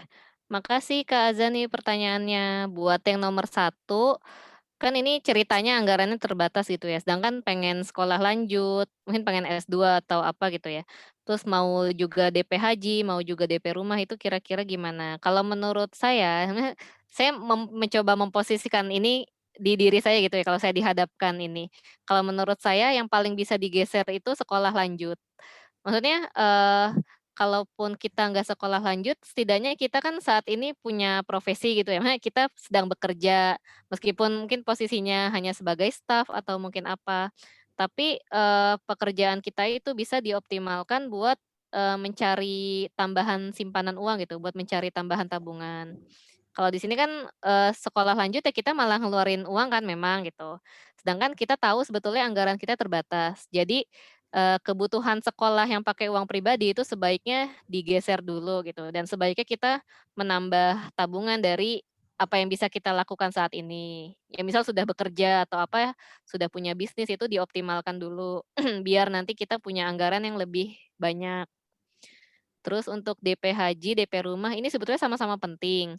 Terus saya mencoba mengkondisikan ke diri saya gitu ya, DP rumah, posisinya gitu, saya tuh kalau nggak tinggal di rumah orang tua, eee, nggak bisa juga tinggal di rumah mertua. Jadi memang saya tuh harus tinggal di rumah orang tua atau punya rumah sendiri atau ngontrak. Jadi kalau saya punya uang terbatas mendingan, saya tuh kayaknya DP rumah dulu gitu, DP rumah dulu dan mencari emang KPR-nya syariah gitu ya. Tapi ya kalau misal uangnya itu masih ada juga, itu mendingan, DP haji sih sebetulnya. Kalau misal nih, misal kita nggak punya rumah nih nggak apa-apa, kita masih bisa tinggal di rumah orang tua atau di rumah mertua, kalau kita masih legowo gitu ya, kalau kita masih siap, itu bisa kita alokasikan buat DP haji. Karena memang antrian haji ini udah 30 tahun. Yang kemarin saya lihat postingan siapa Sugi Saptuari, siapa Sugi, ya itu deh, saya lupa siapa namanya. Itu sudah 30 tahun antrian haji. Jadi memang sebaiknya daftar sekarang ini. Nah, terus kemarin juga kalau salah satu saran dari Profesor Dian Masyita, itu profesor di bidang ini sih, keuangan syariah, untuk sekolah lanjut di masa-masa pandemi ini, nggak terlalu disarankan. Karena, selain metode belajarnya masih daring gitu ya, masih online, itu kan nggak optimal gitu kita belajar. Terus juga pasca lulus itu nanti belum banyak lapangan pekerjaan yang tersedia gitu. Karena kemungkinan besar industri juga sudah beradaptasi untuk, membatasi, jumlah karyawan udah segini aja nih gitu, udah terbiasa di masa pandemi ini udah ngurang-ngurangin, ternyata karyawan cukup ya cuma 20 gitu, yang sebelumnya cuma 50. Perusahaan juga sudah mulai beradaptasi untuk, efisiensi karyawan gitu. Gitu sih. Makanya ketika kita saat ini masih punya pekerjaan itu sebaiknya ya dipertahankan dulu gitu, disyukuri. Kalau mau resign tuh hati-hati banget membuat keputusan gitu. Pastikan ya kita tuh udah punya perahu loncatan selanjutnya sebelum kita nih nentuin mau resign. Terus yang kedua, idealnya untuk tentukan dana pensiun itu berapa persen dari penghasilan. Terus gimana cara bisa simultan nyiapin dana pensiun dan investasi?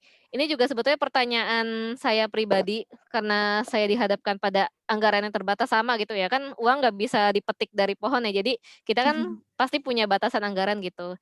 Kalau menurut saya itu idealnya, eee ini kan lagi-lagi beda ya antara saya dan Mbak Azani alokasi kebutuhannya berapa. Tapi minimal itu biasakan 10% dari uang yang kita terima, itu masuk buat investasi dan tabungan. Biar bisa simultan ya itu, misal, bisa pakai metode selang-seling. Kalau saya misal, bulan bulan ganjil nih, itu buat dana darurat. Terus buat bulan genap itu masuk ke dana pendidikan anak. Jadi gitu, ganjil genap peruntukannya diselang-seling aja.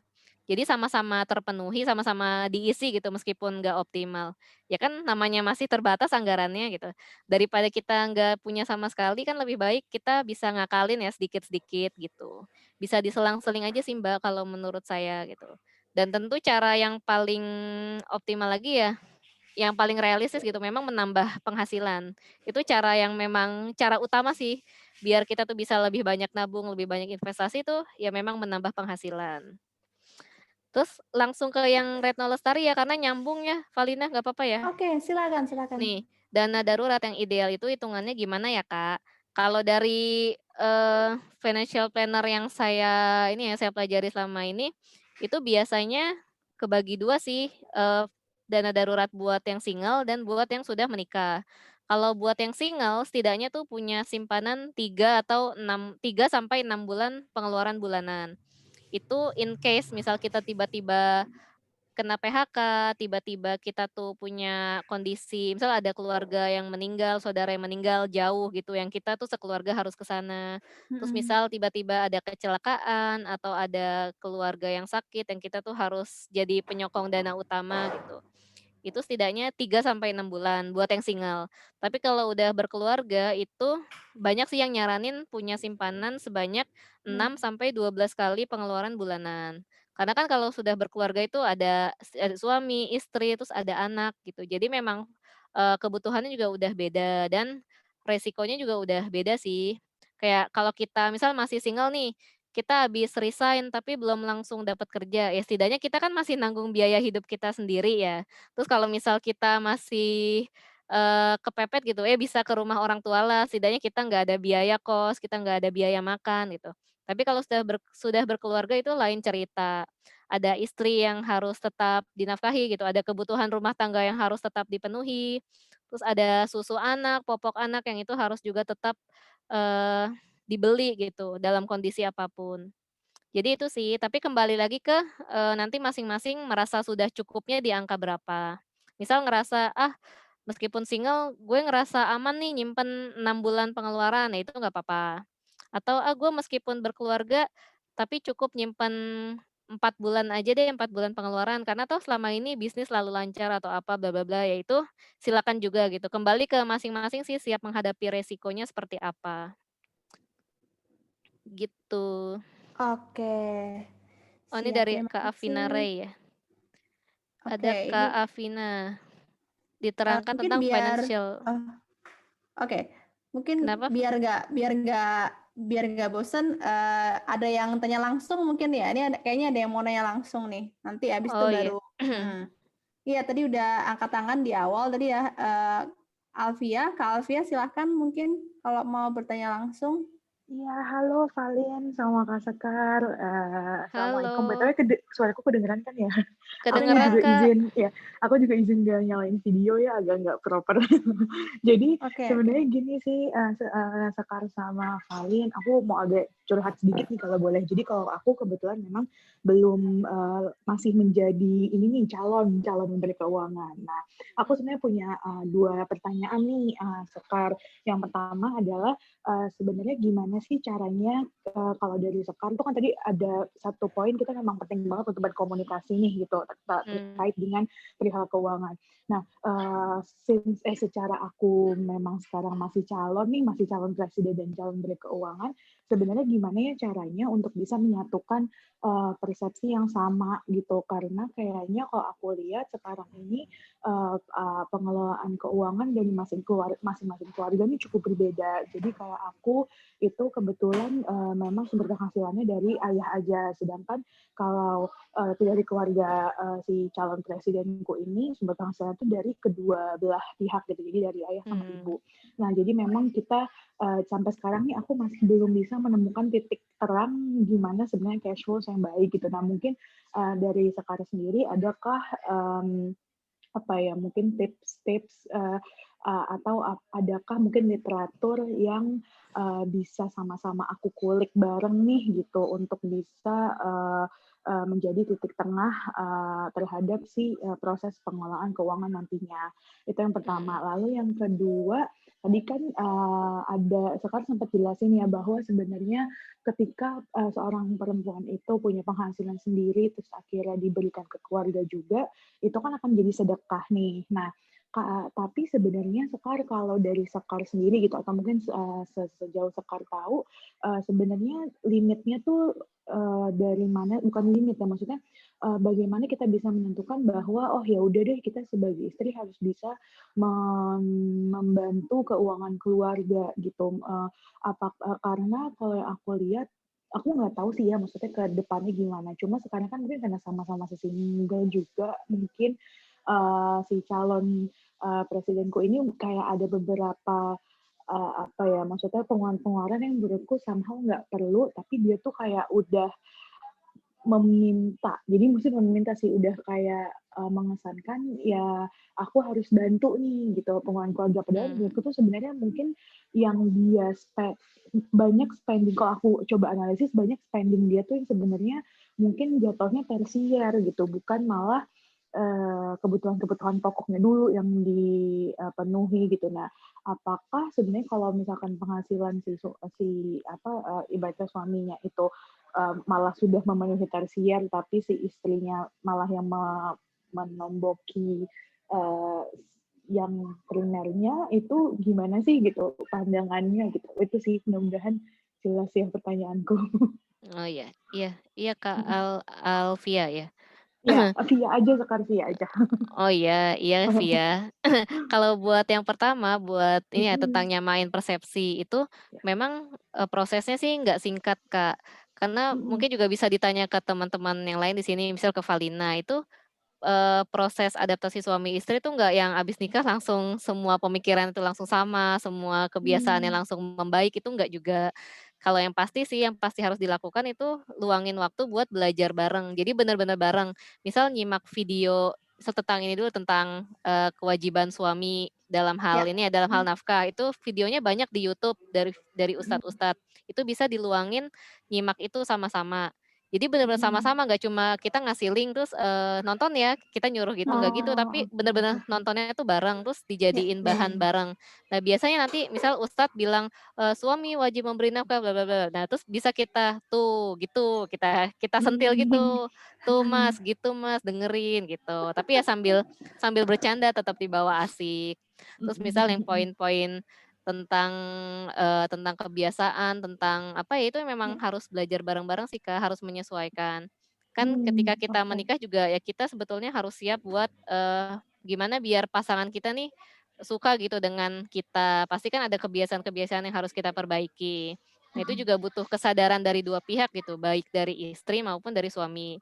Kayak tadi misal suami suka beli yang tersier-tersier. Nah, setelah menikah dia tuh harus sadar bahwa ya dia tuh sekarang sudah punya istri yang dinafkahi. Jadi memang apalagi misal gajinya tuh sebetulnya buat kebutuhan pokok aja masih ngepas gitu, buat ngasih orang tua, buat ngasih istri itu masih ngepas. Nah, kalau dipakai buat tersier, ya terus yang jadi kewajibannya nanti siapa yang memenuhi gitu. Nah, itu bisa didiskusikan. Intinya sih memang ada komunikasi sih Kak, bisa belajar bareng. Terus yang gampang ya dari YouTube bareng-bareng. Kalau literatur mungkin takutnya terlalu berat ya. Sebenarnya di YouTube tuh banyak banget video-video tentang financial planning ini dari Prita Gozi, dari siapa lagi ya financial planner, dari Aidil Akbar, terus dari ustadz-ustadz sih jangan lupa Kak. Biasanya kan Ya, suami tuh jadi lebih dengerin ya kalau yang nyampein tuh betul. orang yang lain. berwenang ya orang lain. Benar. Nah, terus yang kedua tuh buat apa? Buat ini ya biar suami habitnya membaik ya kalau nggak salah ya. Ya pada akhirnya sih memang harus didiskusikan Kak, diobrolin bareng, nonton bareng, belajar bareng. Luangin waktu sih buat belajar bareng, baca artikel bareng, terus buat ya sama-sama menyamakan persepsi. Itu juga yang saya lakukan sama suami saya sih. Waktu itu nonton video itu bener-bener bareng gitu, kayak ceramah ustadz tentang rumah tangga, tentang keuangan. Itu karena kalau kita belajar bareng kan jadi kita mendengar hal yang sama dari orang yang sama di waktu yang sama gitu. Jadi nggak ada bias-bias atau perspektif lain gitu yang beda. Itu sih Kak Kak Fia gitu. Oke, Semoga thank you menjawab ya Kak. Kak, semoga Iya, lancar acaranya. thank you. Tapi menarik Makasih Kak, sekali loh makasih itu. Fali. Terima kasih banyak. Iya, menarik sekali loh. Bersyukur sekali via pertanyaannya muncul sekarang gitu ya. Kalau saya munculnya mungkin pasca pernikahan gitu ya. Karena waktu perkenalan yang singkat dan wow ternyata begini, ternyata begitu. Dan akhirnya Sekar salah satu partner diskusi saya juga gitu. Oh ternyata emang butuh waktu ya untuk menyamakan hal-hal yang sifatnya sensitif. Itu memang setuju banget sih. Jadi ngajak nonton bareng tuh bukan nge-share link, tapi benar-benar mendengarkan bersama dan diskusi bahwa titik temunya nanti seperti apa gitu. Jadi mungkin nggak saklek seperti apa yang disampaikan oleh orang lain atau ustadz, tapi ada titik temunya gitu. Enaknya kita seperti apa. Tapi dasar hukumnya jelas, kita ambil titik tengahnya seperti apa biar sama-sama saling menghargai. Itu bener banget Sekar ya. Iya. Oke, terima kasih Terus Sekar dari dan Kak Afina. Iya, Kak Afina. Balik lagi nih ke chat ya. Dari Kak Afina tadi pertanyaannya tentang financial check up. Financial check up. Financial check up ini pada intinya kan buat ngitung ya Kak, harta kita nih ada berapa, uang cash kita ada berapa, di bank ada berapa, terus kita punya simpanan apa, emas kita ada berapa gram, saham kita ada berapa juta, properti kita ada berapa, tanah kita ada berapa, pada akhirnya kan seperti itu. Itu ada formnya Kak. Itu saya beberapa kali ikut acara financial planning ini juga dikasih sih template-nya, tapi ntar insya Allah saya cariin lagi ya ntar saya forward di grup itu deh insya Allah. Atau besok saya nyari dulu file-filenya. Banyak sih saya beberapa kali ikut tuh selalu dikasih form financial check up gitu. Nanti tinggal diisi aja terus dari situ ada rasionya. Misal, oh rasio utang kita nih ternyata kebanyakan gitu lebih dari 30% dari total aset yang kita punya. Atau ternyata kita nih terlalu banyak dana yang nganggur gitu. Kayaknya harus mulai berani investasi gitu. Jangan sampai ya dana kita jadi dana yang nganggur gitu aja gitu. Sayang kalau nggak dimanfaatin. Gitu sih prosesnya ya, intinya isi form sama ada orang yang bisa ngejelasin gitu. Ya biasanya sih financial planner Kak, yang ngejelasin tentang kondisi keuangan kita itu. Makna dari apa yang kita isi di form itu.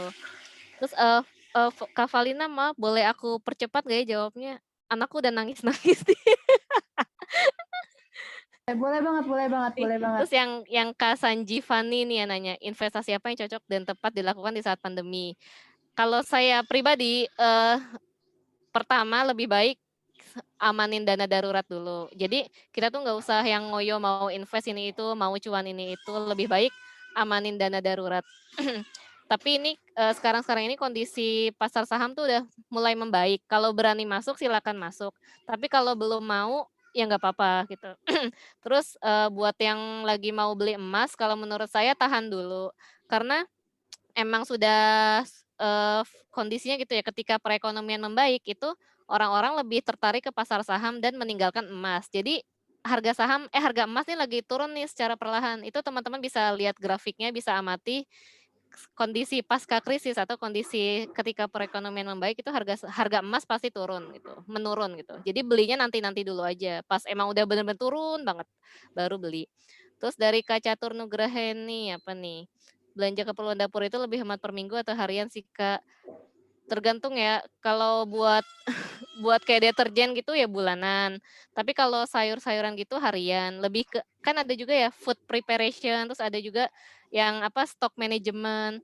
Itu lebih ke ini sih Kak, nyesuain habit masing-masing keluarga dan tergantung bagaimana kita juga milih tempat belinya gitu. Ada yang meskipun belinya harian tapi nemuin sumber yang murah itu ya jatuhnya lebih murah. Ada yang belinya bulanan tapi kalau belinya di supermarket yang mahal ya harganya jadi lebih mahal gitu. Terus untuk dana kesehatan apa nih tadi? Dana kesehatan perlu sedikit-sedikit ke dokter nggak sih Kak? Kalau memang merasa perlu ya silakan gitu karena kan kondisi anak tuh orang tua yang lebih paham dan kalaupun dibiarkan takutnya malah ini kan kenapa-napa gitu. Namanya kita kan orang tua kita nggak punya basic Iya. ilmu kesehatan. Jadi amannya sih memang ya nggak apa-apa gitu bolak-balik ke dokter daripada kita diemin dan ternyata terjadi hal-hal yang nggak kita inginkan gitu. Kalau menurut saya sih bolak-balik ke dokter tuh bukan termasuk hal yang boros gitu, tapi termasuk kebutuhan gitu buat kesehatan. Itu. Sama satu lagi nih agak sensitif juga sih sebenarnya, cuman penting buat kita juga. Gimana sih pandangan Sekar tentang prenuptial Prenuptial agreement? ini ya. Mm-mm. Kalau menurut saya bagus tentang perjanjian pranikah ini. Sebetulnya saya juga baru tahu ini setelah nikah gitu. Setelah ini sering di blow up sama akun-akun finansial ya tentang prenuptial agreement. Itu bagus buat melindungi harta masing-masing itu, harta bawaan suami, harta bawaan istri, dan harta yang didapatkan masing-masing setelah menikah gitu. Karena kan secara hukum kalau nggak ada prenuptial agreement, ini harta yang didapatkan istri, yang dibeli suami, setelah menikah itu jadi harta bersama gitu. Dan ketika ada perpisahan itu harus dihitung totalnya ini berapa, terus dibagi 2 gitu kan. Terus nanti baru misal diwarisin sesuai hitungannya masing-masing gitu. Itu sih. Oke. Menurutku sih penting dan silakan dilakukan gitu karena memang fungsinya baik. Gitu Kak Pia. Oke, tadi sebenarnya masih ada satu pertanyaan lagi dari Lisana. Mungkin Lisana mau on mic. Pertanyaan terakhir mungkin ya, Kak Sekar ya. Mungkin kan nggak? Iya, boleh. Iya, nggak Oke. apa-apa, udah terakhir nih, terakhir. Oke. Halo, Iya, Iya, kedengeran ya? kedengeran. kedengeran Kak, Saya. jelas. Oke, makasih sebelumnya. Mau nanya sih ke Sekar tentang tadi ya materi yang berbagi rahasia dengan suami. Kalau aku kan Oh, iya. kebetulan kita dua-duanya sama-sama kerja. Aku di kantor, suamiku usaha. Tapi kalau alhamdulillah sih kalau tentang kayak visi dan nilai-nilai kehidupan gitu ya, terutama terkait ekonomi Islam, kami kebetulan termasuk yang sangat sepaham dan selama ini dia tuh cenderung mempercayakan keputusan-keputusan keuangan ke aku. Karena dengan background pendidikanku juga gitu ya. Cuman kalau terkait dengan share nominal detail penghasilan, itu tuh aku justru pribadi yang ke dia tuh kayak aku mau kasih ruang gitu ke dia untuk kamu nggak perlu gitu kasih tahu ke aku berapa penghasilanmu semuanya dan kamu juga nggak perlu ngasih semua penghasilan ke aku gitu meskipun dia sebenarnya pengen ngasih semuanya ke aku cuman aku tuh mikirnya lebih ke kayak dia kan juga seorang manusia ya gitu ya seorang individu dia juga sudah bekerja keras Iya. dan aku rasa dia kan kayak berhak gitu atas penghasilannya mau dia apain selama itu bukan buat hal yang buruk sok aja gitu nggak masalah kalau aku pribadi kayak gitu. Cuman kan tadi kalau Sekar ya nge-share-nya kan di PPT tadi cerita juga kalau Sekar sama suami kan benar-benar di-share detail ya. Berapa sih penghasilan, berapa jajan, berapa Iya. gini-gini. Nah, Itu sebenarnya sewajib apa sih dan seurgent apa sih? Karena sebenarnya kalau aku sih, aku tidak melakukan itu gitu ya dengan suami kebetulan. Mungkin minta pendapatnya Iya. tentang itu aja sih. Terima kasih. Iya, Kak Lisna, makasih pertanyaannya. Sebetulnya nggak wajib, nggak ada kewajiban, tapi itu buat ini sih, Kak, buat keharmonisan komunikasi. Kan, yang disampaikan yang dikasih kan bukan uangnya, tapi lebih ke kayak laporan-laporannya atau cerita-ceritanya gitu. Yaitu buat, biar kita tuh tahu suami kita nih apa sedang mengalami kesusahan atau apakah lagi ada utang.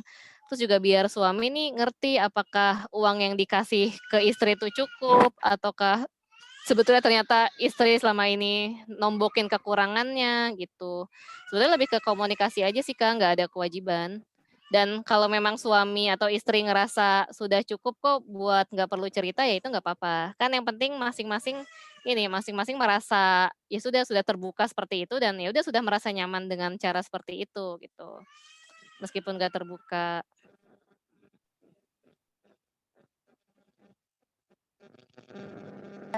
Bagaimana Lisana? Apakah ada tanggapan? Oke. Udah, nggak apa, cukup. Berarti kan tergantung Oke. masing-masing ya. Oke, ya tergantung masing-masing. Benar. Oke, Ini ya mungkin makasih. tadi mungkin ini ya karena sudah jam 21.15 tuh terpaksa banget untuk mengakhiri diskusi pada malam hari ini. Mudah-mudahan kalau ada session 2-nya akan saya kabari juga ya. Mungkin akan saya woro-woro entah di Instagram atau di mana. Mudah-mudahan akan ada sesi selanjutnya. Dan ada gambaran lah dari sesi ini gitu untuk membangun komunikasi sejak awal, bangun diskusi karena konsep keuangan itu kan sebenarnya beda-beda tiap orang, tapi kalau misalnya kita ada keterbukaan sama pasangan tadi ya itu bagaimana memunculkan keharmonisan keluarga. Oke. Karena waktunya sudah malam, kita punya tanggung jawab masing-masing ya malam hari ini itu kita akhirkan diskusi pada malam hari ini. Terima kasih banyak untuk Kak Sekar yang sudah membagikan ilmunya. Insya Allah rekaman ini akan saya share juga di grup. Jadi tolong jangan leave grup dulu karena akan ada informasi terkait sertifikat dan juga rekaman materi dan juga file materi dari Kak Sekar. Saya akhiri, terima kasih semuanya. Ini tadi sudah saya ambil foto bersamanya ya, jadi nggak perlu ada foto bersama lagi. Sekali lagi terima kasih dan selamat malam, selamat mengimplementasikan apa yang sudah kita diskusikan pada malam hari ini. Saya mohon maaf, mohon pamit juga. Terima kasih. Assalamualaikum warahmatullahi wabarakatuh.